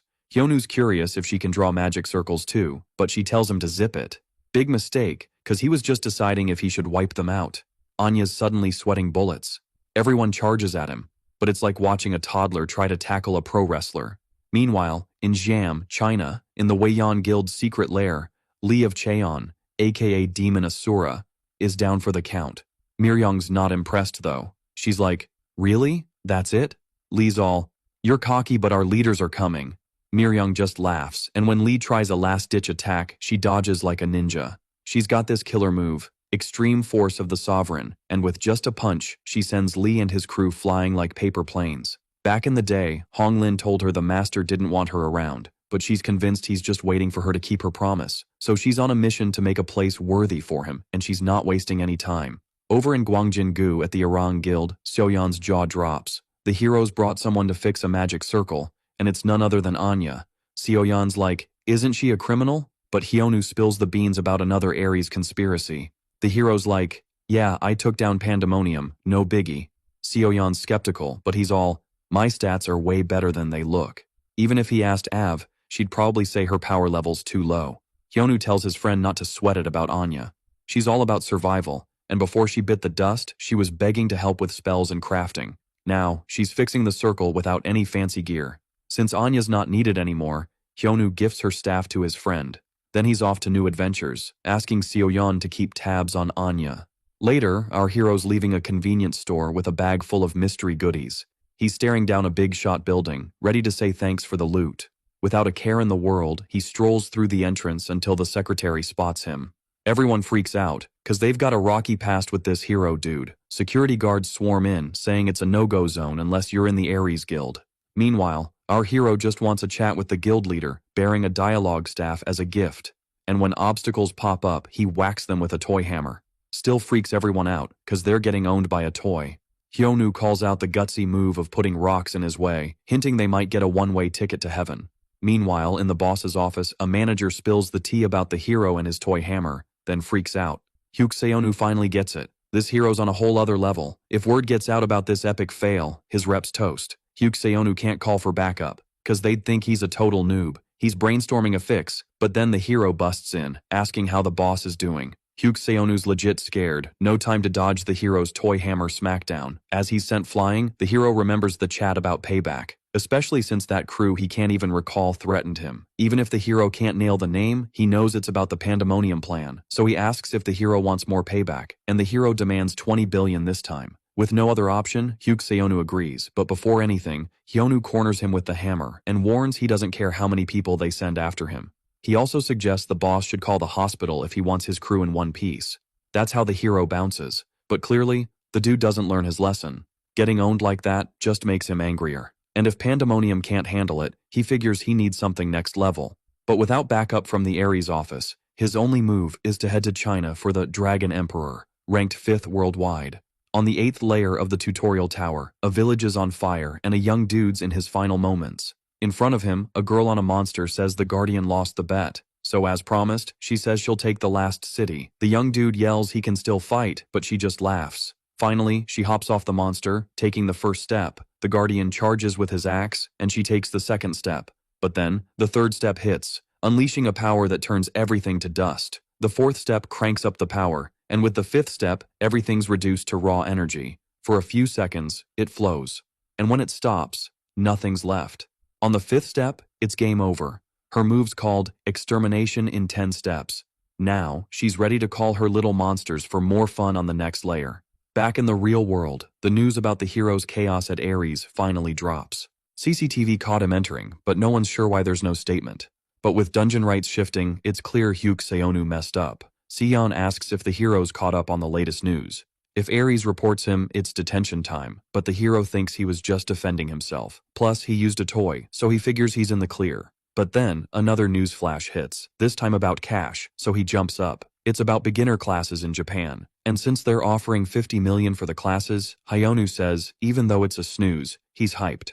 An urgent message pops up about a new climber on the 9th layer. The system warns the Guardian will be summoned when the hour's up. Hyonu's not too thrilled about this new hassle, especially since he's in the middle of his side gig teaching newbies. Acting all weird, the hero apologizes and bounces to show them how to handle a boss with clean hands. But just then, he can't continue because he gets teleported. With no options left, Hyonu's all, why's another climber here so soon? My power-up hasn't even kicked in yet. Av's like, oops, my bad, but spills the tea that she's leveled up a bit. And that's why she's got the 411 on the new climber, giving him a heads up. Especially since this time, she's rolling in with a whole squad. Hyonu's all, is it gonna be like that first monster in the crevasse? But Av's like, nah, it's a whole different ballgame. She breaks it down saying low-level climbers like Arkir only summon monsters the system whips up to help them out. Plus, those monsters are low-key weak and not even real squad material. This time, it's a mid-level climber, but they're basically the boss of their level. And when Hyonu's all, stronger than Cheonma, the girl nods. Yep, for real. So, they both figure if they beat this challenge, their power levels are gonna skyrocket. Back in the real world, later on, at the Orang Guild, Hyonu bursts in, all, how's that magic circle coming along?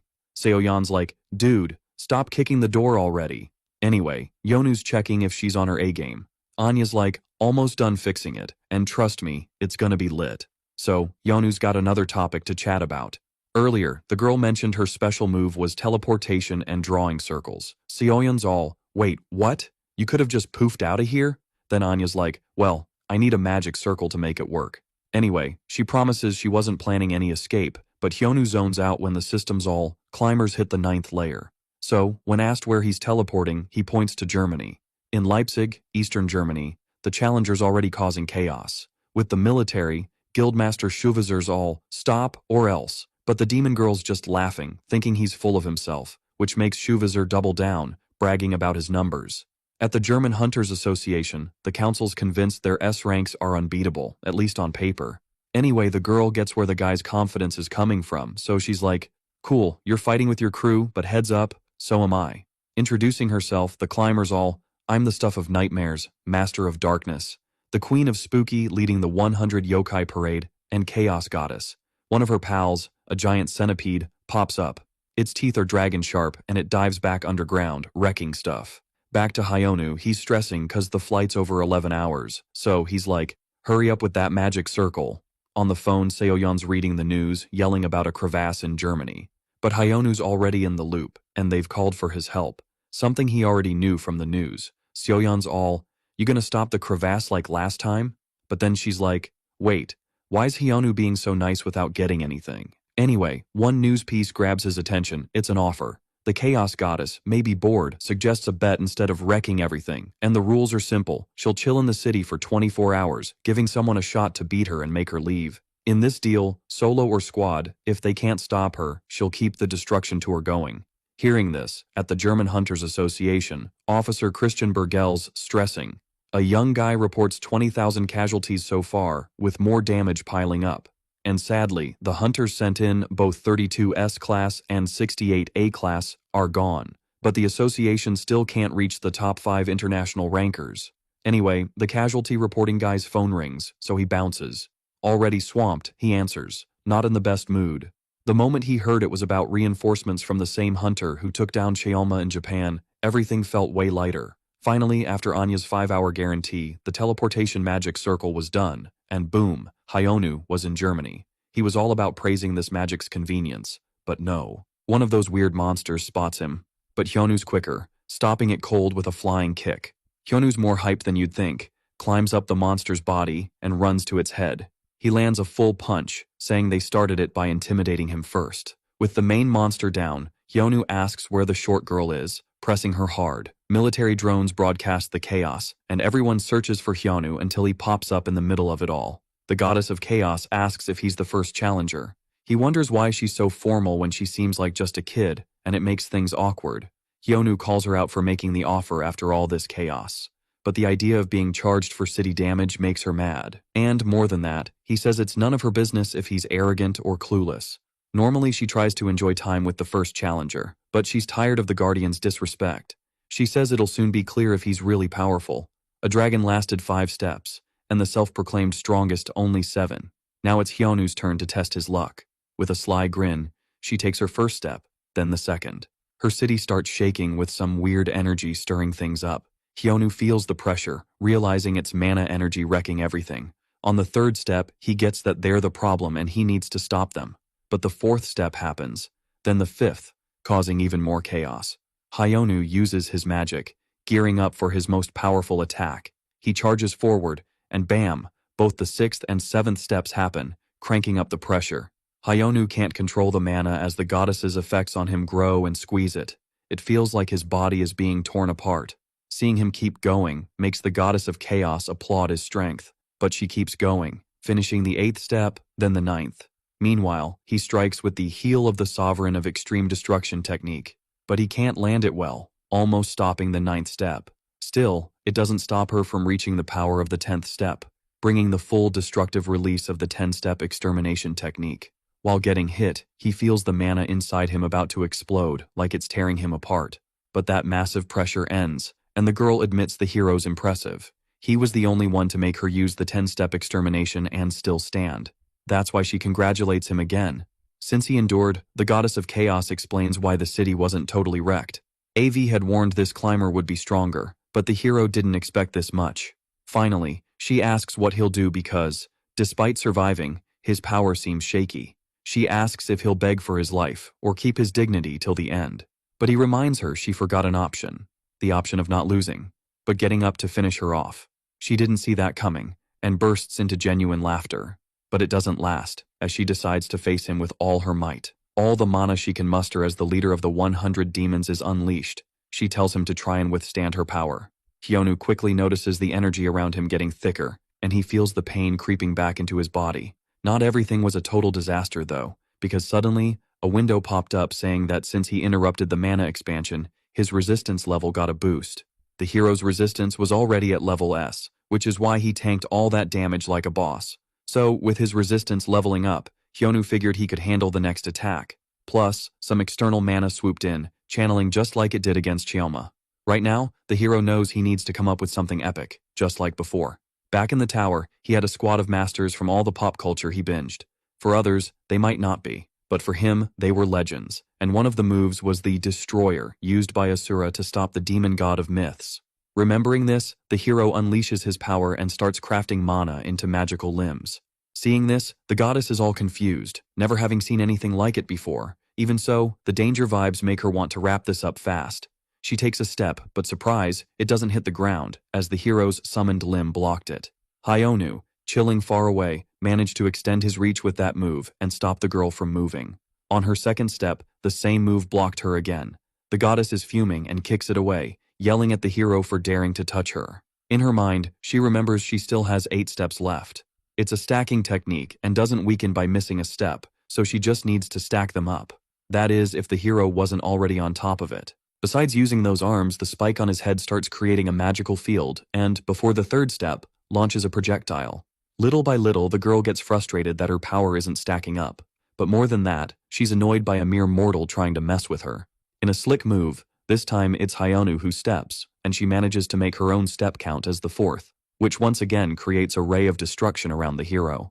The goddess of chaos screams, saying this is the real deal behind her technique, and she yells that he won't be able to handle it till the end. So, the 5th step was about to happen, but the hero stopped it with his foot right on top of hers, stopping in front of her and leaving her totally powerless to use the 10-step destruction. Hyonu even takes a moment to mock her power, which seems way smaller now. Unable to stack destructive energy, the girl freaks out, and, unlike her, after prepping a new move, the hero says it's his turn to strike. Besides his arm, 4 others made of mana help create a magical field. Magic spheres shaped like blooming flowers start popping up.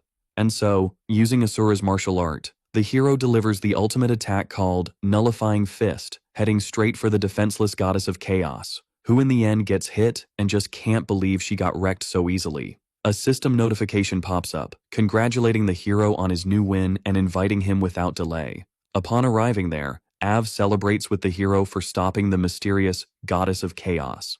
Thanks to the battle results, it's announced that his authority went from low level to medium low. Av called him to spill the tea about the authority and info he'd get thanks to his promotion. Hyonu, on the other hand, found it weird to be called so fast, so Av tried to explain, saying she was hyped.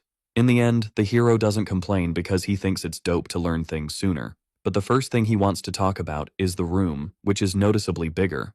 Av explains that every time the Guardian beats a climber and his authority levels up, the space also gets an upgrade. She mentions that a bunch of stuff changed after he got the medium-low authority. First up, the power to decorate the system area. Handing over a control, Av asks him to imagine the room he wants, then press the button. Then, the first change happens, impressing the girl as it's the first floor of the tutorial tower. Next, the hero picks a cozier vibe, and the girl is impressed again. Av explains she only knows how to use the buttons but can't actually use them or know these places. After all, since she was created, she's always been in this tiny space. Hyonu's all like, "Wait, you sleep here too?" And Av's just chillin', saying she uses the table for that. Hyonu's thinking she's got a thing for playing the victim card. So, status and notification skills got a glow up, and there's this new skill called Entry that lets him pop in whenever he wants. Pretty neat, right? Hyonu's stoked he can just drop in and ask stuff whenever. But with his new boss-level authority, he checks his status window to see if anything's off. Even though his stats got a boost after beating the climber, Hyonu's like, why am I stronger than what's showing? Luckily, the girl can spill some tea now, and Hyonu's all smiles. Turns out, the tower's creator slapped a lock on challengers to keep them from going OP, but it's a system thing, she says. Hyonu's like, can you be a bit more specific? And she's like, even with the lock, the Guardian's body keeps leveling up. Hyonu's surprised it's that simple, but bummer, she can't say how off the info is. And about being stuck in the tower, Av's got nothing. Hyonu's fuming, and even if it could end the world, he's like, bring on a high-level climber already. Over at the Weian Guild in Shanghai, China, rank 17 Hyunmu Hyunchun gets totally owned by Miryong. She thought it'd be fun facing a top dog from Weian, but she just yeets him to the ground and calls it pathetic. Miryong's like, Cheon Young, you got what I asked for? And he's like, yup. The high-def vid of the protagonist's crevasse is ready to roll. Miryong's hyped to see him flexing that Asura martial art. She's over the moon seeing her master smash expectations. Then she asks the dude to update her on the guild's status, including their latest turf grab. Only 8% of China isn't theirs yet, so they're basically running the show. Miryang's thinking it's finally time to keep her promise. Years back, before she bounced, Miryang shouted out to her master. When she left the tower, she vowed to make a place worthy of him. She promised a spot fit for a legend, and maybe Hyonu flashed a charming grin in thanks. Everything led Miryang to this moment, ready for her big reunion. Back in Hyonu's city, he's checking out some reward doc from Germany, but it looks more like an invite to move there. Si-yeon snatches the paper to peek at the deets. Besides cash and goddess loot, there's total tax freedom and a bunch of goodies, way better than what Japan offered. About the Cheonma sword from the Asians, Si-yeon's keeping it. Seo-yeon's whining, so Hyonu reminds her about the souped-up magic circle. Not everyone scored something, though. Putting the loot aside, the girl's like, why's the hero globetrotting with these epic quests? All his buds are curious too. But Hyonu's like, do I need a reason? I just dig smacking down wannabe tough guys. With his rep, no one's doubting that. After grub, Hyonu's deep in thought near the tutorial tower. The tower popped up on a normal day with monsters, dragging people in, just like him. He was stuck there for 12 years, climbing from floor 1 to 100, over and over. While his tower pals left, he hit the first floor thousands of times. Even though he's out now, Hyonu's itching to know why. With 3 crevasses, his authority's still meh, but hey, it's something. His friends see he's lost in thought and call him home. He laughs off looking worried, saying he's not, but maybe, just maybe, he's pumped. 10 days after the Chaos Goddess got wrecked, Hae-young's back, bringing the legendary hunter Kim Hyonu. Hae-young kicks off by recalling Hyonu's last epic conference where he dropped some wild truths. But Hyonu's all, I was just being real, and the presenter finds it hilarious. Alright, so Hae-young's got her viewers glued to the big screen, right? She was super curious about how this kid's special skills worked, but he was all, nah, just got my martial arts from the tower, that's it. This video totally brought martial arts back into the spotlight, like a ninja comeback. So Hae-young thought it'd be epic to bring in some masters for advice, and the hero was down with it too. These old dudes showed up to hype their Blue Dragon sword mastery style. But our hero wasn't buying it, he knew they were just trying to cash in. So he slammed the ground and was like, let me clear this up for y'all. In a flash, Hyonu snatched a master's sword and was like, I'm the real deal, not the arts. He was proving it right there, copying the master's moves without breaking a sweat. The old guy was shook, and the hero was like, watch and learn how it's done. Hyonu remembered reading stories with similar vibes. He nailed the protagonist's moves and busted out Celestial Dragon's Radiance. The power was so wild, the ceiling started crumbling on the show set. Wrapping it up, the hero was like, I'm the boss here, not these wannabes. As he left, someone from the crew called out to him. Surprise, it was Anya, now working a regular office gig. The hero joked it must be an okay job and she nervously agreed. He reminded her she was still around because she was useful. He warned he'd treat her like any other hunter, and she was cool with it. The hero assured her everything's chill as long as she doesn't double-cross him. And if Anya ever thought of running, her devilish look said it all. But for now, he left, offering help if she needed it. Anya had been in the admin role for 10 days. No complaints. The work was chill, the pay was decent, but it felt weird living like this. Then a fax came in, and boom, transfer papers for Ares were ready. Meanwhile, at Incheon Airport, someone yelled for the president to hold up. A young dude asked if he really planned to hit up the Pado Guild. Even though it was risky, Hyuk-seonu was more ticked off than ever. The boss told the guy to zip it, reminding him they were in deep trouble. Hyuk-seonu lost his monopoly and his power, ending up like those he took down. The boss made it clear there was no backing out now. Hyuk-seonu was ready to go all in, no matter what. The boss didn't care about more dungeons, just wanted Pado to take Hyonu down. In New York, near a fancy table, a guy was like, did I hear that right? Sitting there was Martin Brand, the Ares Guild founder. A young guy said the South Korean branch transferred some dungeon rights. Martin was like, the president messed up, but everyone does. But he said you can't call it a mistake until it's fixed. So Martin told the guy never to report a problem without a solution. Without fixing it, it's a fail, and Hyuk-seonu's the real problem. Failures aren't welcome in Ares. While sorting out the boss's mess, Martin said they'd reclaim the dungeon rights. Finally in China, Hyuk-seonu was trying to figure out why he got a personal invite. The boss was freaking out, thinking asking Pado, Ares' enemy, was a bad move. Then footsteps got him frozen in fear. Luckily, an employee greeted him with news that his entry was approved. The young guy was led to the entrance by masked folks, and fear hit again at the gate. So, this is where the big boss, the Dominator and Dragon Emperor, hangs out. Or so he thought, until a cute little girl popped up to say hi. As he tries to be polite, Hyuk Seonu's brain is doing cartwheels, especially with all those masked peeps giving him the side-eye. Miryong cuts to the chase, asking who the young dude wants them to take out. And Hyuk Seonu's gut is screaming, "Don't say it." But he's come this far, so he spills that it's the hunter who beat the Chaos Goddess in Germany. If he pulls it off, he'll hand over 20% of the Ares branch dungeons in Korea, plus a cool 80 trillion won. The girl gets it, but her vibe screams angry as she stands up. Especially since Hyuk Seonu had the nerve to ask her to off her master. Boom! An energy blast is her answer to his wild request. Hyuk Seonu survives, but he's definitely not feeling 100%. He came to seal the deal on the hero's demise, but he's clueless why she's so mad. Then it hits him. She mentioned master. Hyuk Seonu yells it's a mix-up, even though she confirms she's an apprentice. Miryong explains they met in the tutorial tower. Even though he doesn't get why she thinks she's the hero's student, he hopes it's his ticket out. Since Miryong isn't Korean, Hyuk Seonu figures Hyonu might be her master. To break it down, he says there are 158 towers worldwide, each in different spots, and from what he knows, the Korean tower only calls people from there. Miryong asks if that's all he's got, and when he says yes, she boots him out with zero chill. She wonders if that was his best shot at staying alive. Miryong admits Hyuk Seonu's right about the tower summoning locally. But too bad for him, she finished the Korean tutorial tower. She was salty back then, dragged into the tower by her dad's orders. Hyuk Seonu still asks if she's sure Hyonu's the one she met in the tower. The girl says doubting her is like denying her whole existence, as everything about her matches her master's style, from her hair to her hips, the master's mark on her back, and even her name. So, to her, there's no bigger diss than that. Miryong warns him not to expect a chill end, especially since he tried to off her master and denied her by rejecting their bond to save his skin. Meanwhile, in Av's dimension room, the hero shows her the TV. At first she was like, "What's this for?" But soon she was hooked. Avi even asks the hero to make a PlayStation she saw on TV. She really wants to try it out, but she's just a guardian assistant system, so she can't make stuff herself. After thinking it over, the hero decides to treat her a bit. She hugs him tight, super thankful to try new things, which makes the hero feel like he's taking care of a daughter. Switching gears, Av says she needs to share something, even if it might be a trick, but it's their secret.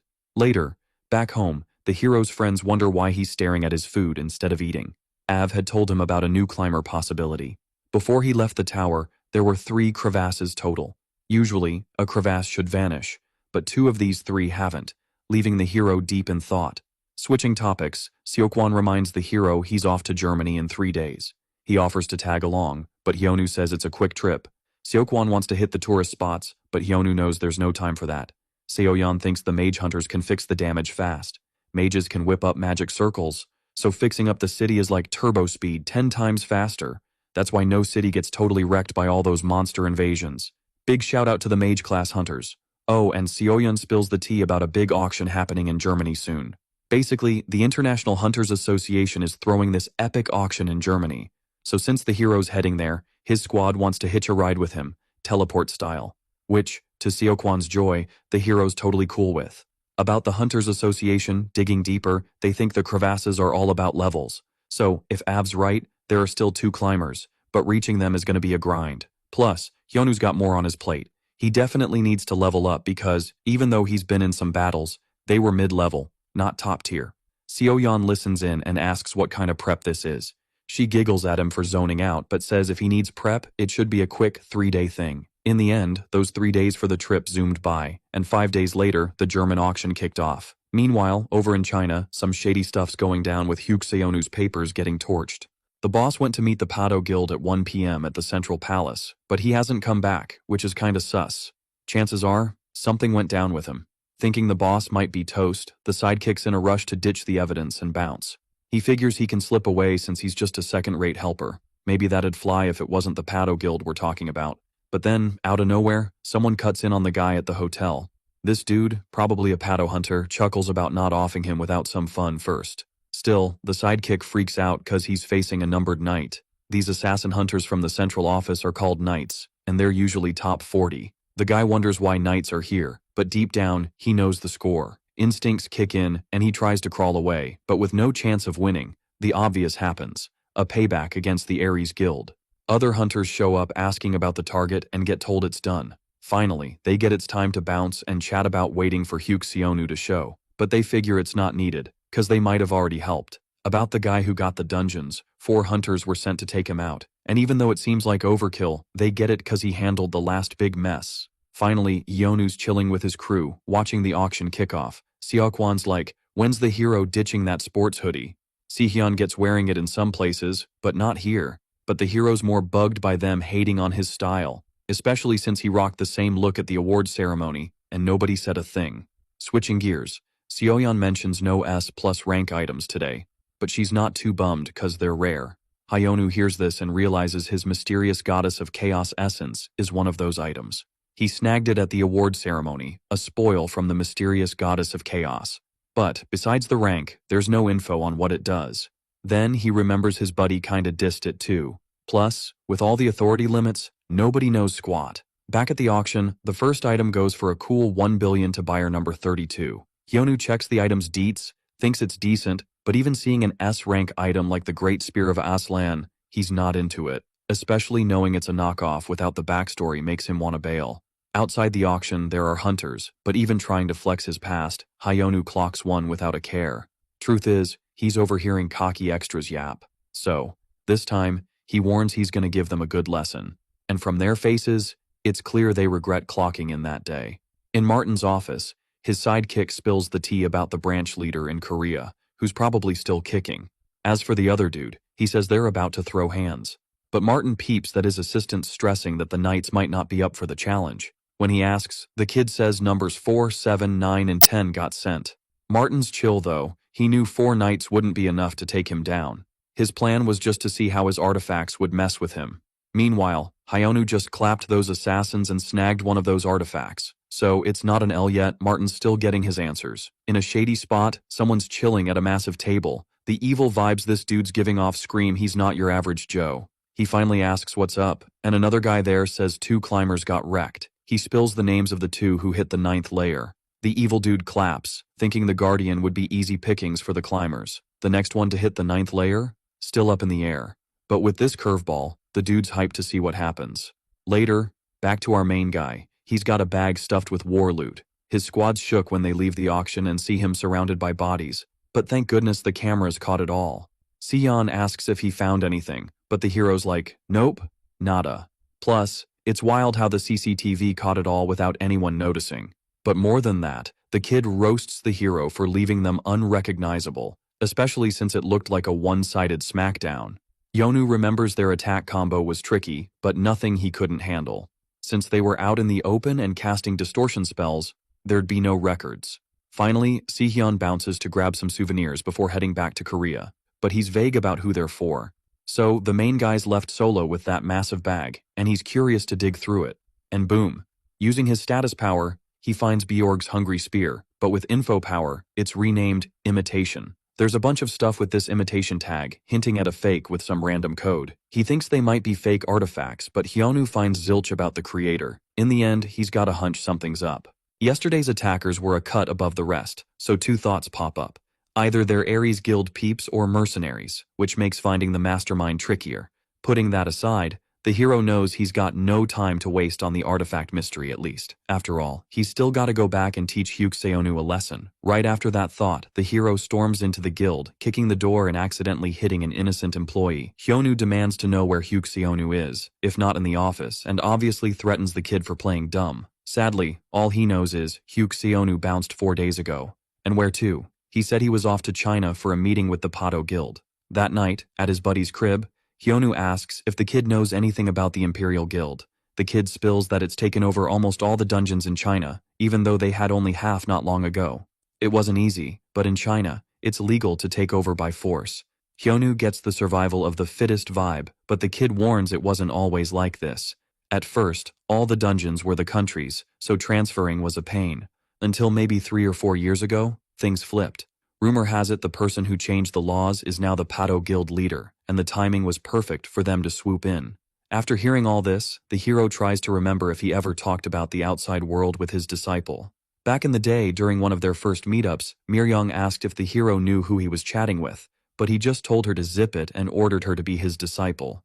Miryong was all about following the crowd to survive. But then, boom. Fate threw her into danger with this mysterious masked dude. And even though Hyonu seemed kinda harsh, he made it super clear that as his top student, he'd never let her bite the dust. But plot twist, he sent her packing because he'd taught her all his tricks. Miryung didn't want to bounce, but Hyonu showed her she wasn't the timid, weak girl anymore. So she wasn't gonna let anyone boss her around anymore. His parting words? Never forget his lessons and remember, nothing's above her except him and the sky. These were some of the epic lines he dropped, but he was so into his speech, he missed her comeback. Would have been cool if he could recall it now. Sion then spills the tea about the Pado Guild being this epic empire. Even without much intel beyond the gossip, the heroes chill and ready to jet. Next stop, China, or more specifically, the Pado Guild. In the Imperial Guild Palace in China, nighttime is chill time for the squad leader. But even after 4 years, everything's still crystal clear in her mind. The tower was a game changer, teaching her that some things just can't be bought.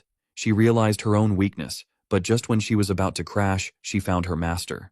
For someone raised like a puppet, spending only as the political scene dictated, Hyonu showed her a new kind of love. Unlike her dad, who didn't see her as a daughter, her master taught her to stand her ground. Hyonu definitely saved her from a grim destiny.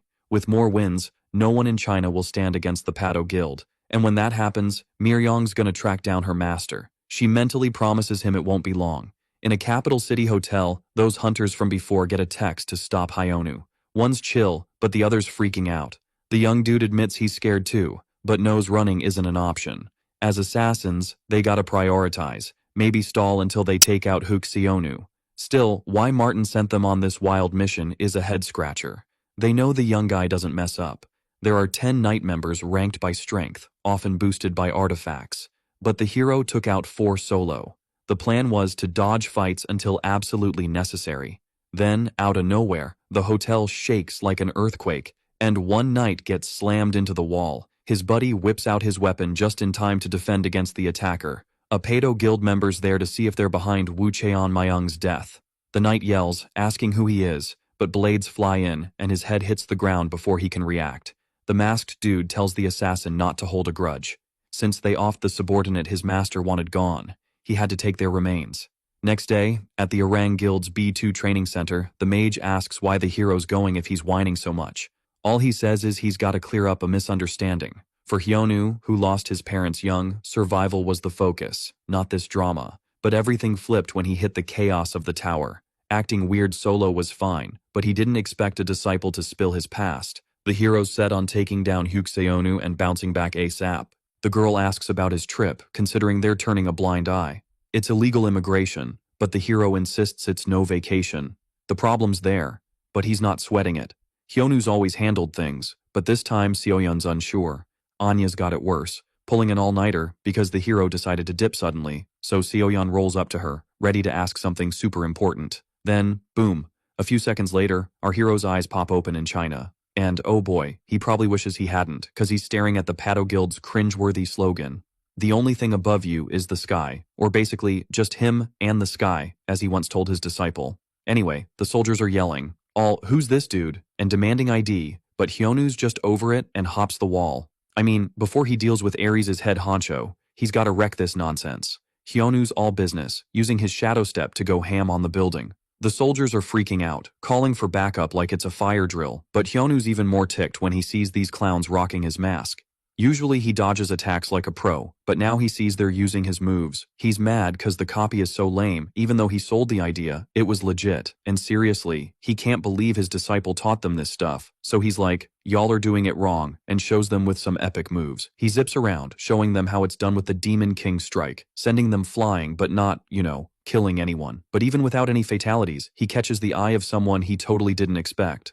Miryong shows up, and Hyonu instantly knows it's her by her vibe. And yeah, he also recognizes her by the soft look she gives him. Anyway, Miryong's all emotional, asking if he's her master, so with no other option he's like, yeah, it's been a while. For ages, Miryong did everything to make a place for her master, from starting a guild to changing laws and stuff. But all the props she got didn't matter, cause it was all for her master. So she kneels and says she's been waiting for him for 1,532 days, 2 hours, 21 minutes, and 30 seconds. Even though the hero's feeling awkward, everyone's bowing to the real boss of China's biggest guild. After their little reunion, they head to the master's blinged-out throne. Hyonu's feeling all weird being treated like a deity, so Miryong asks if he's not into it, cause if he's not, she's ready to axe the chairmakers. Hyonu's like, chill with the nonsense, and tells her to relax. Sitting there, he's just thinking about how much cash went into this throne. And honestly, he's not even sure why he's sitting there. Hyonu's not one to follow the crowd, but his student's pressure was too much to handle. The backstory is he saved his disciple in the tower and taught martial arts like in the stories. But the lessons were just to keep up his image, so he didn't look for her after. He tests her by calling and dismissing her, and she listens both times. He's clueless on how to handle someone who respects him so much after all that. But he remembers he's here to end this charade. Since he hasn't seen it yet, he uses his status authority. And the super loyal personality trait really stands out to him. So he's got some stuff to say. But first, he asks about a guy named Hyuk Seonu who should be around. Luckily he finds him, and he's not as bad off as expected. Having done his bit, he gives the girl props for it. Finally, Hyonu wakes the guy with a kick, and he's all shocked seeing him. But despite the mix-up, Hyuk Seonu's begging to be saved from this wild disciple, which would totally get him in more trouble if the master wasn't there. So, the hero says he'll let the guy live if he spills some info, but only if he talks, starting with everything he knows about the Germany events. In a bunker near NYC, 3 knights are stressing over another gig. Meanwhile, Martin's like, nail this, and you'll score an SST plus ranked artifact. In the main office of the Goguryeo Guild in South Korea, they're getting grilled about when the next Labyrinth adventure is happening. They're still on the fence, trying to decide, since the last artifact they snagged was pretty sweet. Seoyeon, though, is all, what's the rush, since Seon hasn't even sold his loot yet. But the dude's all serious, thinking he needs to level up his skills pronto. Even though he was the first to bail from the tower, their squad's been shrinking cause their skills are stuck in neutral. Seokwan's like, maybe it's cause they're too busy running their own guilds. But then, everyone remembers the big gap between them and the main character. Meanwhile, over at the Pato Guild, it's clear everything's orders from the Ares Guild boss. 2 of those sneaky knights are still kicking and spilled the beans. So, Hyuk Seonu begs again, and the hero's like, I'll keep my word. Down in the underground, there's a D-rank dungeon called the Rat Labyrinth. Basically, it's a rat party where they munch on humans but only hurt if you've got C+ resistance. That's why the wild disciples all, if I can't escape, I'm gonna be in pain forever. Since the hero's not a total jerk, he decides to give Hyuk Seonu 30 days in this rat trap, and obviously the ex-branch chief's got no say in the matter. When the young dude gets KO'd, a ring slips off his finger. It's the Yushurian ring of ST+ rank boosting strength, but it's also a fake artifact. So, since the orders came from the top dog, Hyonu's ready to make him pay too. Without wasting time, he announces he's moving on, which the girl thinks means he's ditching her. Finally, the hero leaves a promise for next time, cause he's gotta deal with the Ares Guild first. So, he bounces, leaving her solo, and she tells her crew to listen up. She orders that all Ares Guild members in the area need to be wiped out. In Av's room, even though she's not 100% sure, she calls the ring a fake artifact. It's explained that artifacts are made from stuff from other layers, and, after checking them out, they're taken to labyrinths and linked to stories or legends for power. In this case, the hero wonders what happens to the other layers when they take their stuff.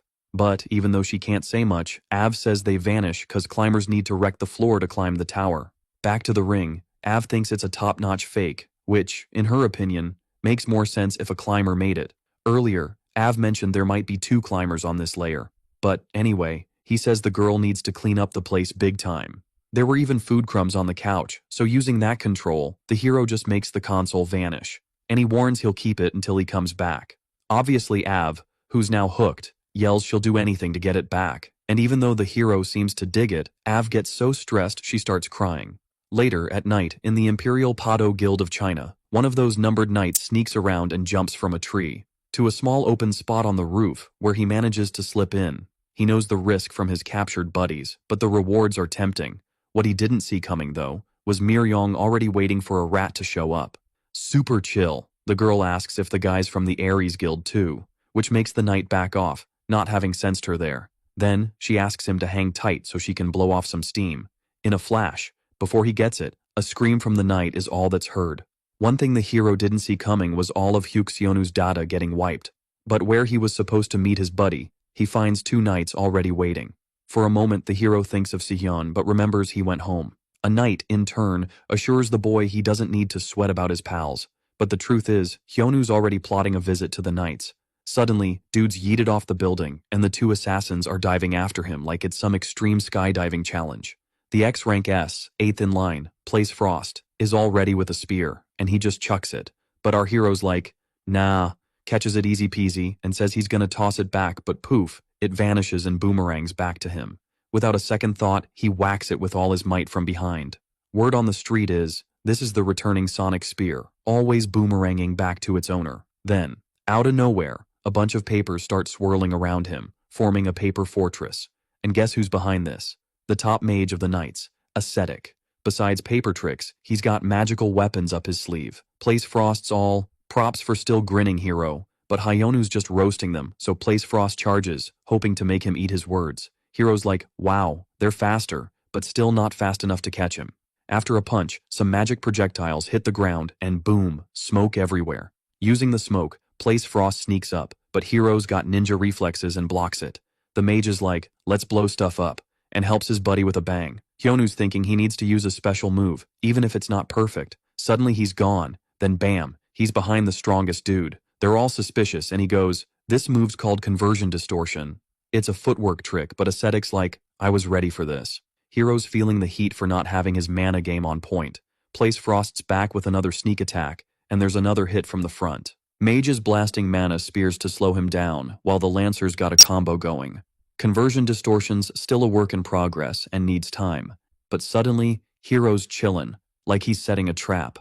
Place Frost thinks he can beat it if he strikes first. His next move makes him think he's won through the mist, but surprise, that's how he gets caught. Place Frost should have known the hero's durability is level S++, so his attack wasn't a KO, and now he's in for a wild ride. Hero's like, ever been on a roller coaster? 'Cause you're about to. Overnight, that house got wrecked. When Sihyeon came back, he was like, where do I even start with this mess? All he wanted was to know when he could clean it all up. Seoyeon shows up and goes, wow, this place is a disaster. But she jokes, at least it's all sorted now. Luckily, the Hunters Association's got the damages covered, and no one got hurt. But the boy's like, check out this viral video on my phone. It's the one where the hero grabs Place Frost by the hair and drags him to the top of the building, then slams him down like a meteor.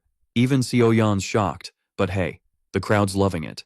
But just like before, the hero dodged the reporters, and now his phone's blowing up with messages. He just changed his number, and he's like, dude, be more responsible. Anyway, Hyonu hands over a gift as a sorry and says he's off to use the magic cycle again. When he leaves, the boy checks it out and sees it's an SST plus rank artifact and yells, we're even! At Soyeon's guild, the hero's catching up on news about Martin Brand. Ascetic spilled the beans after dealing with him. Turns out, Martin, the guildmaster, ordered the hit and was hiding in a secret lair, and he recorded it all for proof. Finally, Anya's like, circle's done, but she looks wiped.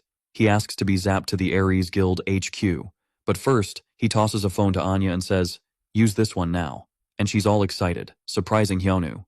When the portal kicks in, bam, our hero's zapped into a cave and it's def not Ares' office. First thought, Anya's betrayal, but then surprise. Someone's there, all, hey, nice to meet ya.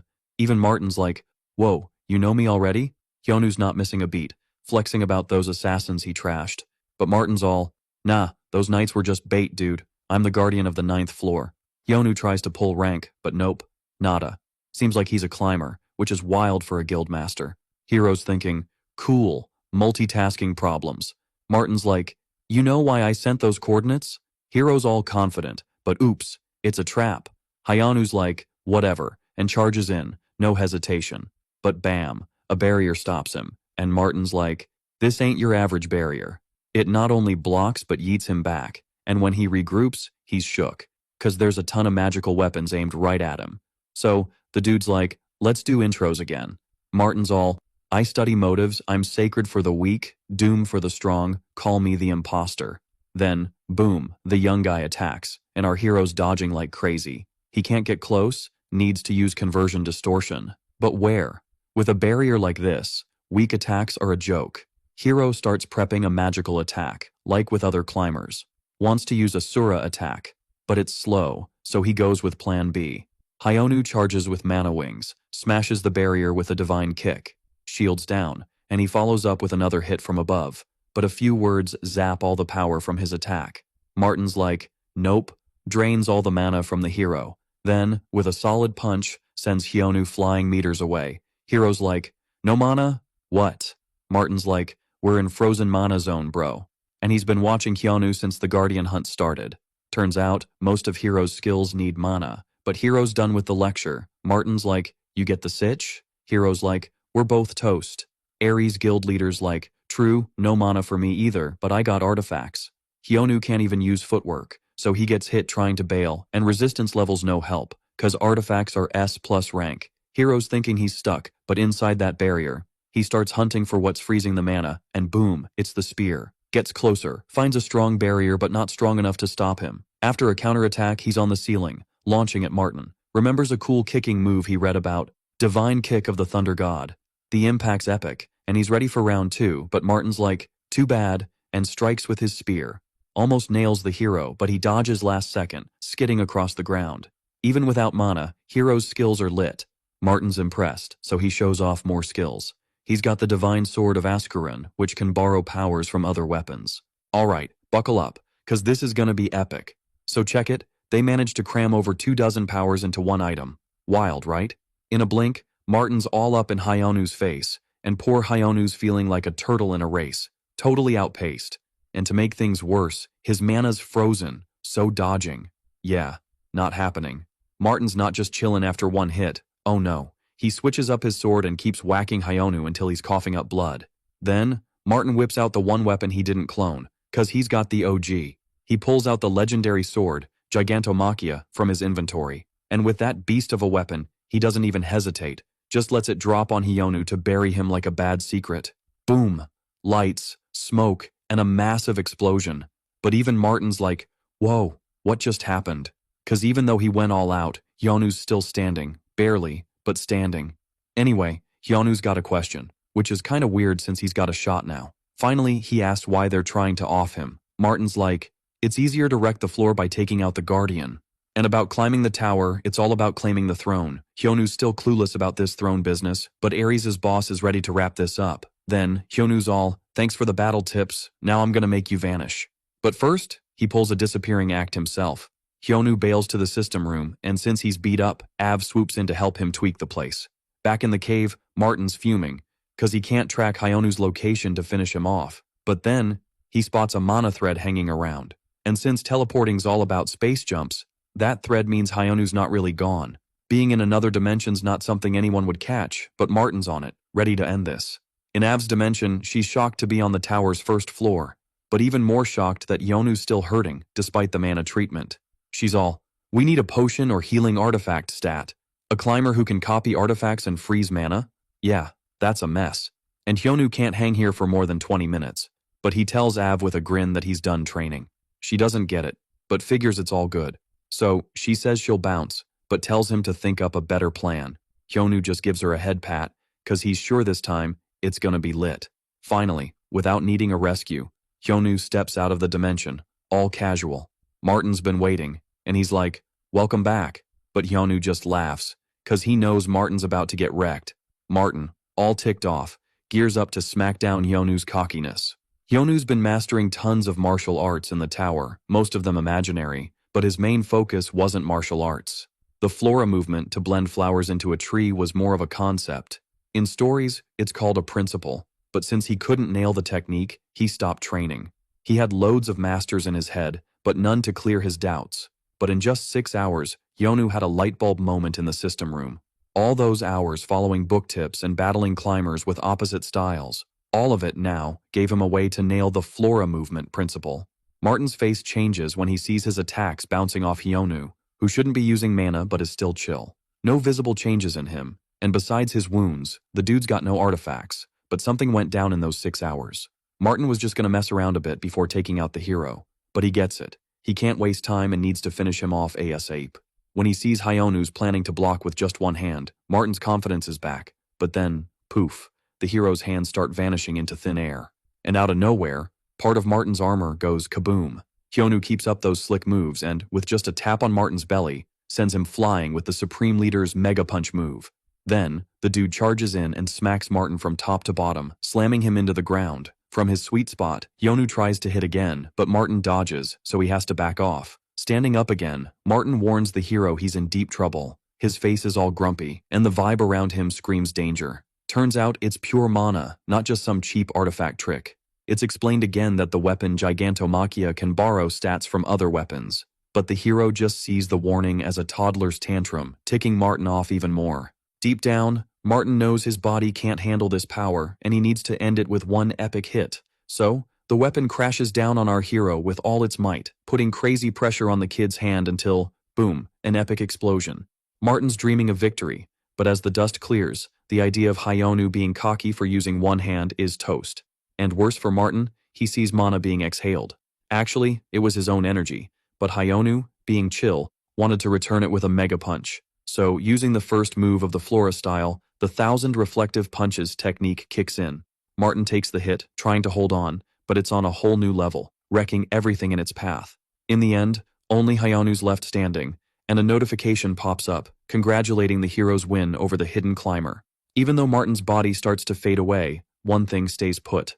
And when he grabs it, a message says it's an S++ grade subspace for storing stuff. At the same time, the item tries to ID what's going in the subspace and spots the Gigantomachia. So, the S+ rank item gets stored, being the giant king's treasure that can split the skies. Hyonu, though, thinks the reward's kinda lame cause the subspace only holds 15 items. Anyway, it's time to head back, but his clothes and phone are a mess. But then, someone opens the room, telling the master it's almost time to bounce. But, unlucky for him, he didn't expect to find the hero there, and without missing a beat, Hyonu hugs him, sending the guy to the floor with a punch. And since he's already beat, he decides to chill out a bit, and casually threatens him to hand over the clothes and a phone.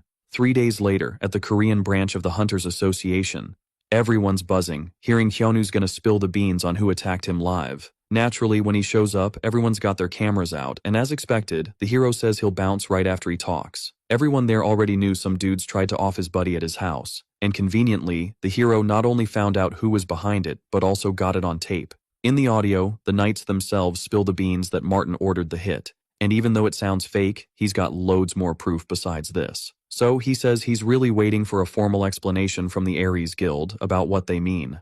3 days later, in the Gangdong district, tons of reporters swarm the hero's house to ask all sorts of questions. But inside, he's super busy cause he revealed they were in a tower and Earth is the 9th floor. Seokwon can't wrap his head around it, and neither can Seoyeon. The hero, though, doesn't think it's a big deal, but sees his friends are worried. Deep down, he knew this was coming, cause at first he was shocked too, but he had to spill the beans sooner or later. Seoyeon finally gets why Hyonu's always doing good deeds. With everything out in the open, Seoyeon asks if the hero went to stop a climber this time. But he shakes his head, saying he went to mess up the Ares Guild and, since it's still kicking, spills Martin's secret to everyone. In the end, the hero's friends are so loud he can't even handle staying in the room anymore. Especially since, even though Seoyeon's skeptical, Hyonu's all, I'm totally healed 100%. When the hero finally steps outside, a swarm of journalists is there to greet him. But the real shocker? His disciple's there too, with a limo ready to roll. Mir-young's all proud, saying she's there to pick up her master, but Hyonu's more worried than hyped. And then, it's the hero's pals' turn to be gobsmacked when they meet Mir-young. Hyonu even asks who the others are, so the girl explains they're his personal guard, but since the hero's not a fan, she sends them packing. Seokwon, meanwhile, is still trying to wrap his head around the Imperial Dragon standing right there. Sehyun explains it's a nickname for the top 5 hunters in the world. Hyonu's mind is blown because back when he was her teacher, he was so out of it. He barely taught anything useful, so it made 0 sense for her to be this strong. Mir-young, though, suddenly kneels down, yelling for her master to forgive her for not keeping his words, the words that no one could be above her and the sky stuff. But as she's spilling her dark past out loud, Hyonu has no choice but to bop her on the head and give her a good scolding. Anyway, even after getting scolded, Mir-young's acting like she's loving it. Sehyun tries to jump into the convo, but the girl's intense vibe makes him back off. Inevitably, the boy asks about their relationship, so the hero says she's his disciple while still giving her a talking to. But having the 5th ranked in the world as his disciple does mess with Sehyun's ego a bit. With everyone making such a fuss, Hyonu's starting to get a little ticked off. Seeing this, Mir-young immediately offers to wipe out everyone there, but the hero's like, nah, not even bothering to explain why. Then his attention shifts to a message he was waiting for. Now he's set on heading to the Sungnai district to chill for a bit. After all, those Ares Guild punks just sent a reply. Later, at the meetup spot, the hero sits down, and he says he only came because the person across the table wanted to chat with someone involved. Then he asks to hear what the Ares Guild's co-creator, Coward, has to say. In his head, Coward's whining about dealing with the fallout after Martin vanished. What Hyonu showed at the press conference plus the guild master's disappearance was a disaster, because, with the chance he took down Martin, he'd be way above his level. Anyway, knowing he needs to handle this fast, Coward asks what the hero wants, and without wasting time, he promises they'll do their best to give Max support. But he flips out when he hears the demand to hand over all the guild's dungeons and leave Korea. To back up his point, Hyonu says he knows all the shady stuff they did thanks to the boss. And from Coward's face, it's clear it's true. But, out of mercy, Hyonu tweaks the demand to just 40% of the dungeons, no room for negotiation, which leaves him pretty pleased. Leaving the place, Miryong's ready, and as Hyonu asked, she lets go of the guards she brought. Anyway, the hero decides to head home, and Miryong tries to hide what she's feeling, but just when he gets distracted, the girl zeroes in on Coward's desperate look. And when Hyonu goes out to check out his disciple's limo, she takes the chance to have her crew give the CEO a good lesson.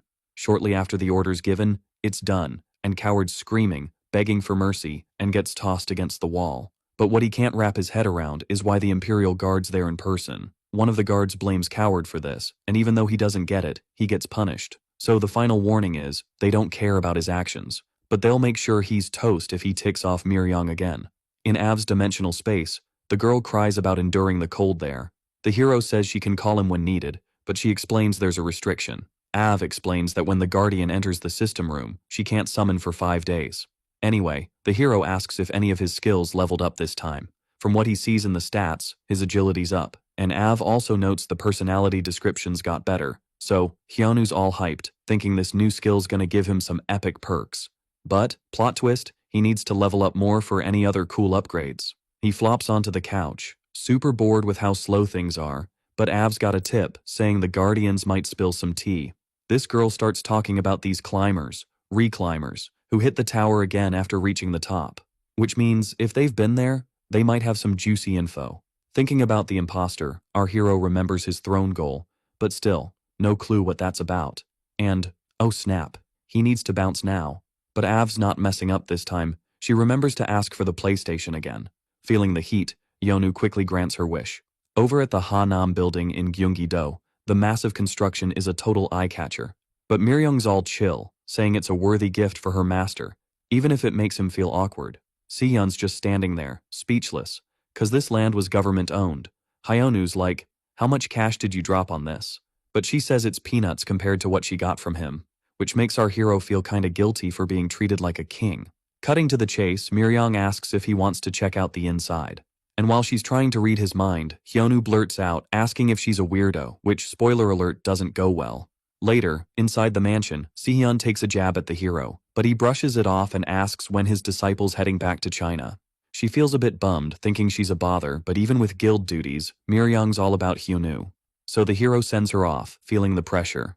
After she leaves, Sehyun's curious if something went down between the guild and his buddy. Despite wanting to forget, Hyonu can't ignore Miryong's constant praise. Finally, he asks when the dude's heading to the US. To explain, he mentions a message from the International Association, probably about the new S-Class rankings shuffle. Remembering that rankings mean cash, Hyonu's pumped to go and cash in. Sehyun thinks it's a big deal, being honored and ranked higher, and the hero's on board with that. Fast forward a few days, in the US, the hero arrives at this massive building. All this just for the International Hunters Association. Mind-blowing, right? Then, Miryong offers to build an even bigger temple for him, but he passes. Finally, Sehyun meets Mr. Liam, who gives a warm welcome to both him and the hero. His friend introduces Mr. Liam as a senator on the council, and they exchange greetings. Mr. Liam tries to shake hands with Miryong, but she's not as eager as Hyonu. Anyway, Mr. Liam's a big fan of Hunter Hyonu. He asks if he's here for a ranking check, but duh, it's obvious, so he leads everyone inside. After a bit, the senator opens a door to the evolution room for S-rank hunters. Here, you touch the orb in the center, and your data gets compared with others. The hero's like, lame, no epic challenge, but he quickly zones in on the task and heads to the orb to flex his power. As his hands near the orb, the tension's real, and finally, the results pop up. But from his face, it might not be the news he wanted. Switching to Seoyeon, after a long grind, her team's celebrating a win. But this time, the monsters were next level tough, leaving her wiped out. Or maybe they got smarter. Who knows? Seoyeon decides to chill instead of stressing. After all, checking her phone, she sees news about the hero causing chaos again. Even with Sihyun around, she worries cause Hyonu's anything but ordinary.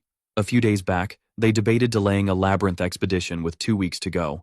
After all, Seokwan and his pals agreed to take a breather.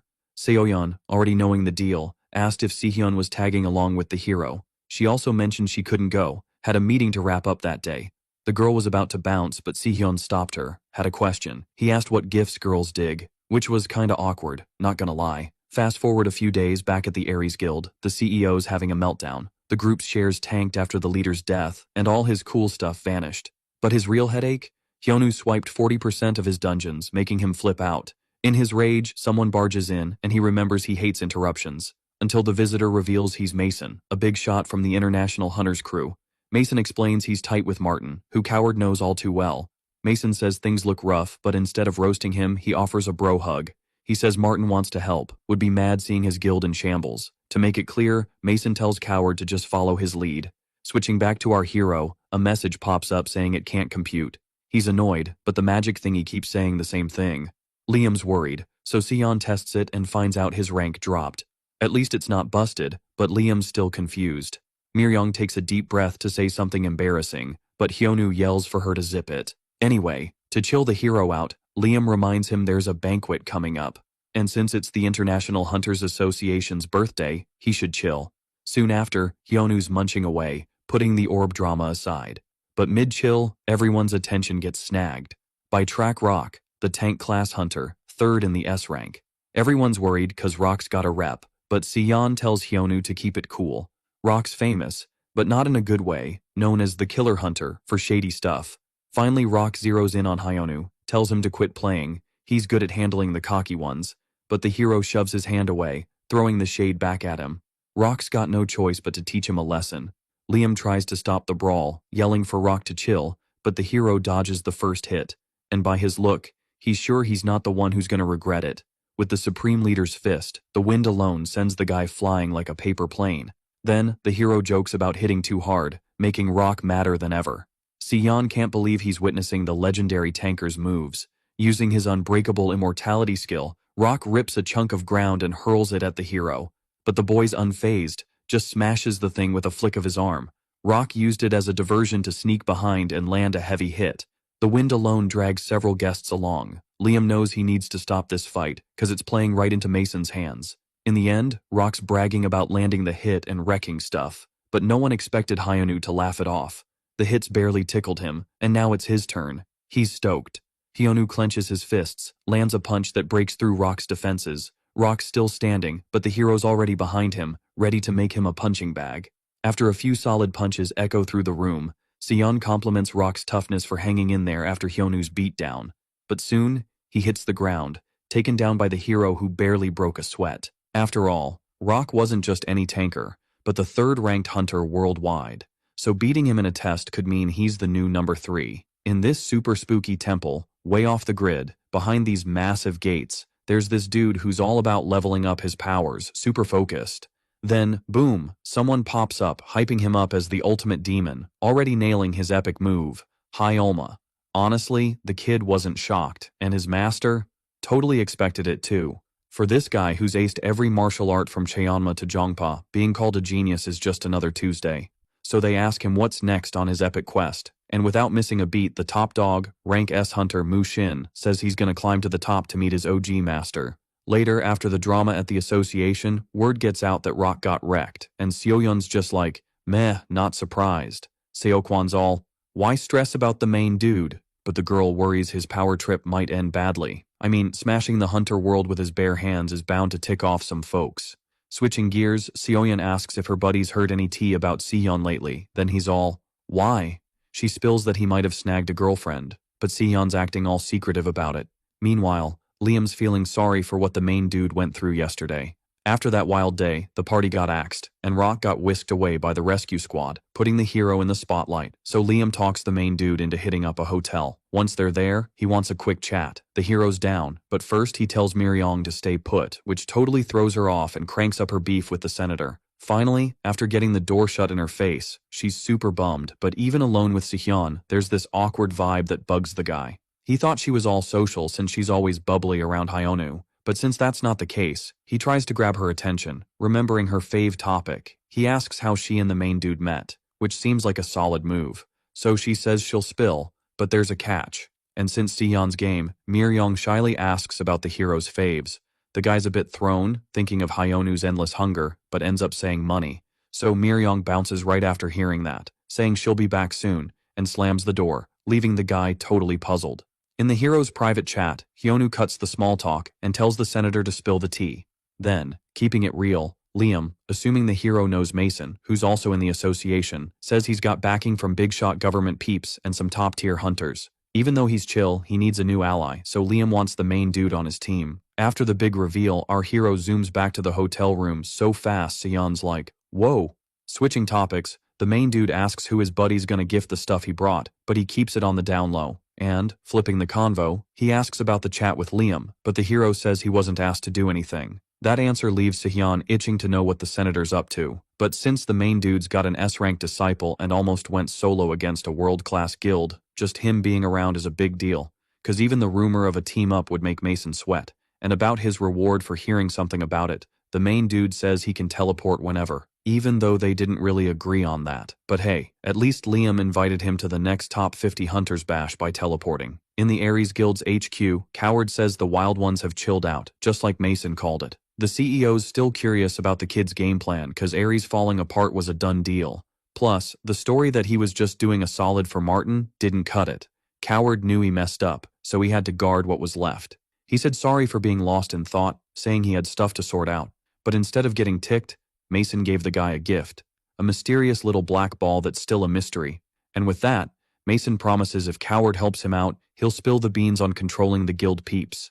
Meanwhile, across Washington, in a hospital, the S-rank tank-class hunter Track Rock is having a rough time. He's hurting bad, but he jumps up when he realizes he's not alone. Turns out, Mason decided to drop by for a visit. Mason cuts to the chase, warning him about the hero, but it doesn't chill him out.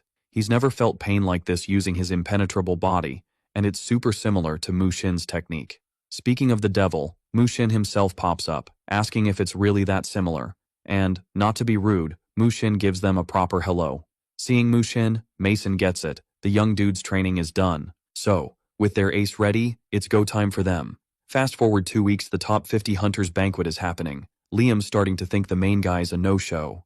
Eden, ranked 4th among S-rank hunters, tells the senator to chill about it. Riley chimes in, saying people usually RSVP by email or notes, but the senator's convinced the hero's different. But time's up, the congressman can't wait anymore. Inside, all the big shots are there, buzzing with excitement. Loads of high-ranking folks are there, making alliances and connections. Liam's chatting about the place's rebuild thanks to the mages, but Eden pulls the senator aside, warning about some sketchy arrivals. Among them is Mu Shin, the top-ranked hunter. Riley's puzzled why he's here, he's been MIA for ages. Liam's uneasy, sensing trouble brewing. Naturally, someone approaches Mu Shin, asking if all hunters are present. Hearing they are, he doesn't hesitate to make a guest's head vanish. Mu Shin's move is ruthless, and Liam's worries were spot on. Later, at the Orang Guild, the mage asks why the hero doesn't do this elsewhere. Hyonu's setting up a teleport circle, forgetting he's in his guild. It's a hassle since she needs to limit who comes in. Anya's not thrilled about moving, she'd have to start over. But Seoyeon's unfazed by Anya's hard work, leaving her bummed, despite the hero's attempts to calm her. She's been working on it after hours, needing 2 weeks to finish. But the protagonist steps in, easing her workload, making things better for her. Finally, Seoyeon asks why Hyonu took Liam's offer. The hero logically says it's for easy teleport access. Seoyeon doubts he just wants to travel, but he sticks to his story. Deep down, he's itching to go, fearing something bad's up.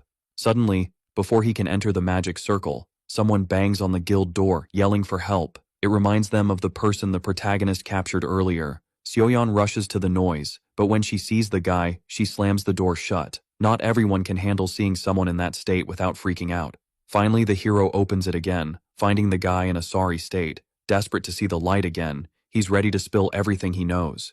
Even Hyonu's surprised. He'd only locked him up for a month, but it's a golden chance. Back at the Hunter's Banquet, chaos erupts. Important guests are fleeing, while villains take down whoever they can. Liam risks it all to guide as many colleagues out as possible, but he's more worried that 3 S-rank hunters, top 50, were wiped out in under 5 minutes. Rock's already on his tail, ready to claim another victim. The fatal blow was certain if Eden wasn't there, ready to take down that wild maniac. Sadly, Riley's caught in a brawl with another ranker. She's struggling, yelling for the boss to run as Eden's also overpowered by the evil tanker. In the end, Liam drops to his knees, desperate, shouting why they're doing this madness. Mu Xin reveals it's a necessary step for world distribution, but it only raises more questions. Finally, better late than never, Hyunwoo shows up at the event with Miryong. And with a beastly hunter like him on the scene, Mu Xin switches up his game plan. When he gets there, the first thing our hero wants to know is why the place is a mess again. And of course, he turns to Liam, the organization guy, for some answers. But there's no time for chit-chat because Mu Xin jumps in, asking if he was the one who took down Rock. Hyunwoo's all, "Who's this dude?" So the guy introduces himself. Since his master's clueless, Miryong spills the tea. He's the top dog in the world rankings. Mu Xin's all, "Perfect timing, Hyunwoo, time for you to get wrecked." And he's not shy about it, saying he's got to take him out to climb the tower. Before our hero can even process, he gets smacked by a dark energy blast. But he blocks it, and now that he's heard about the tower, he's thinking he might be up against a climber. Using his info skills, he checks out Mu Xin's stats, and they're all off the charts S level. But Mu Xin's like, "Chill, I'm not a climber yet." But he's gonna be, cause he needs to level up to reach the top, and that's why he vanishes and pops back up to take out our hero. His punch is faster than a TikTok trend. So fast, our hero's gotta dive back to dodge it. But he's not backing down, he flips and kicks, landing a hit. But, bummer, it doesn't hurt him, and Mu Xin grabs his leg, figuring out his moves.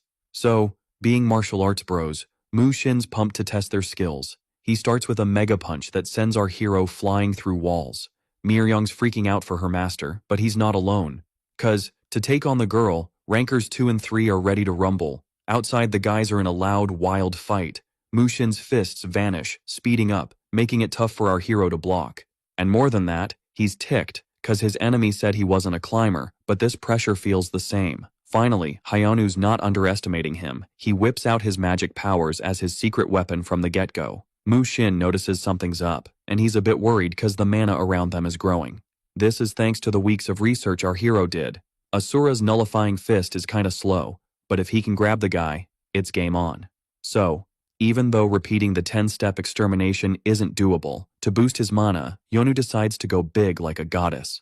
Mu Xin's feeling the heat from the hero's skills. As he stretches his hands, a ton of magic surges through our hero. Then, using the god Asura's martial arts style, he delivers his top nullifying punch. The energy is massive, even pushing our hero back a bit. But the end result's a letdown, cause Mu Xin stops it with one hand, not even a scratch. Hyunwoo's baffled at how he counters that. But the martial artist's done talking, and from behind he smacks the hero's back. The hit's hard, and Hyunwoo hits the ground, dizzy, but the enemy's relentless, kicking him away. Finally, Mu Xin can't help but say, Hyunwoo's got it all wrong. Even if it's not in his favor, he explains there's nothing great about the hero's skills. All the mana in his veins is just a sloppy release. Then he asks if that's all he's got, cause as someone who's trained for centuries, he's not going down easy. This last bit, though, wasn't what our hero expected. Seeing his stats, he thought it was tough to be number 1. But he forgot about the memory regression skill. Mu Xin spills that he's just a regular human, but with a skill to train forever, letting him master all martial arts and break free from being just mortal. For our hero, this doesn't add up, but he's more focused on gearing up for the next attack, since, after all that talk, he's ready to school him on the real deal of martial arts. The hunter's palm wind goes boom, and he zips behind our hero like a ninja. Then, bam, he lands the Cheonma's fist, sending the kid crashing down like a meteor. Even though he's hurt, the kid's not done yet. He pulls off the blue dragon kick and a reverse spin kick. Plus, he throws in the cursed wind fist and the demon dragon strike for good measure. Finally, he busts out the celestial dragon style and wraps it up with the divine northern sky move. All you see is this epic flash, and Mu Xin's just waiting, all hyped up. Then he spots the hero still standing, and he's like, "Whoa, respect." Hyunwoo knows if it was anyone else, they'd be toast by now. So he's thinking about bailing to subspace, but then realizes Miryong's next on the hit list. So he stands his ground, ready to rumble, catching the enemy off guard. Even though he's wiped out, he knows he needs his secret move or it's game over, but his body's on strike. Then, after tanking a bunch of hits, the system's like, "Here's a durability boost, bro." Back to the martial artist, he's still giving props, but now he's serious about ending it. He whips out the flying dragon attack, and bam, a magic dragon shows up. But surprise, Hyonu's vanished and pops up behind the martial artist, who totally whiffs his shot. So, the hero seizes the moment and dishes out Cheonma's punch. This time, it flips the script, giving our hero the upper hand. Hyonu's wild mana suddenly chills out, and it's not even a martial arts thing. Even if he's got questions, the hero's got them too, so he just mimics all the enemy's kicks, no biggie. Plus, he copies the Divine Northern Sky move, just for kicks. Mushin's mind is blown and the hero's like, "I've been watching, dude." Hyonu's been channeling his mana into his eyes, scoping out the enemy's moves. And it was a piece of cake, cause the technique was smooth like butter. But it came with a price, even though it was the only way to go.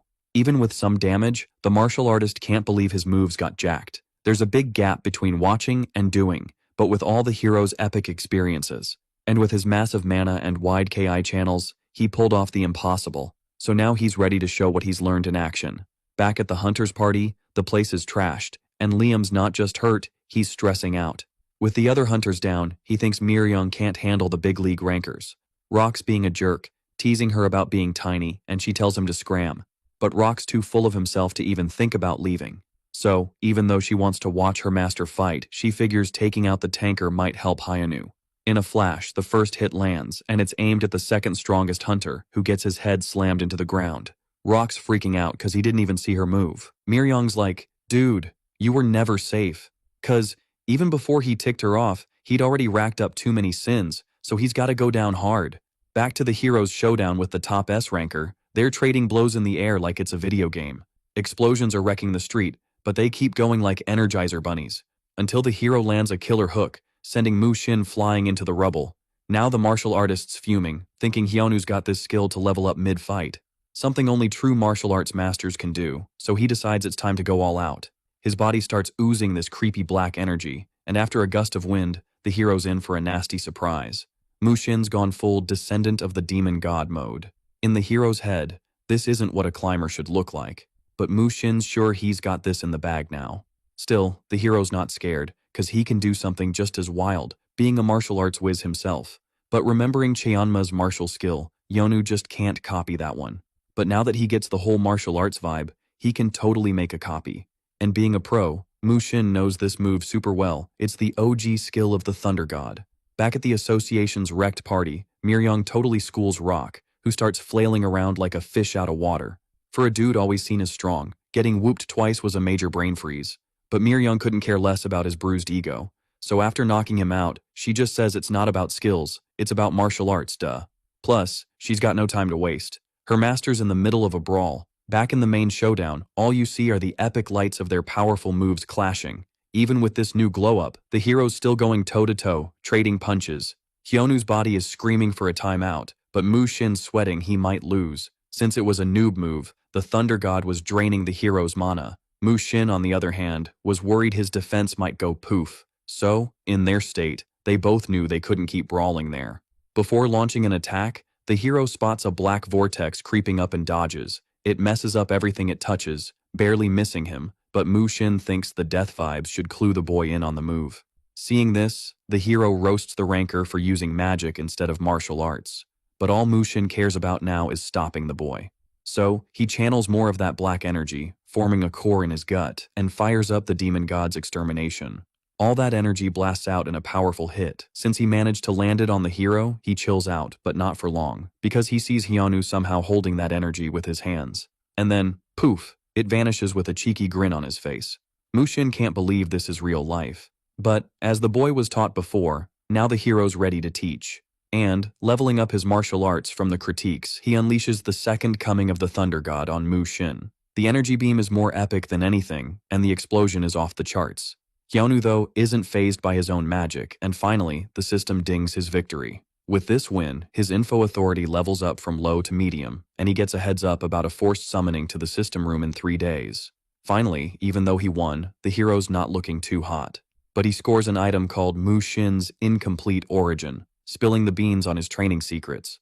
But terms like Reserve List Assistance or Labyrinth Stone Meter are total gibberish. Finally, Miryung shows up with Liam, and the hero can finally grin and celebrate, cause even though it was tough, he still came out on top. Although, from a distance, a sneaky camera catches all these moments.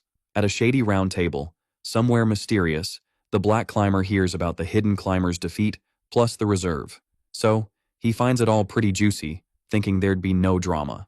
The truth is, humans don't level up easily, but in crises, they totally step up. One of the round table peeps asks if this will be a problem for the climbers, but it said that at least Mu Xin hadn't met a high-ranking member yet since he was a reserve. But, in this member's view, the Guardian will never meet a higher-ranked climber, and the other nods in agreement. After all, even though he's riding this fake victory high, his end is just around the corner.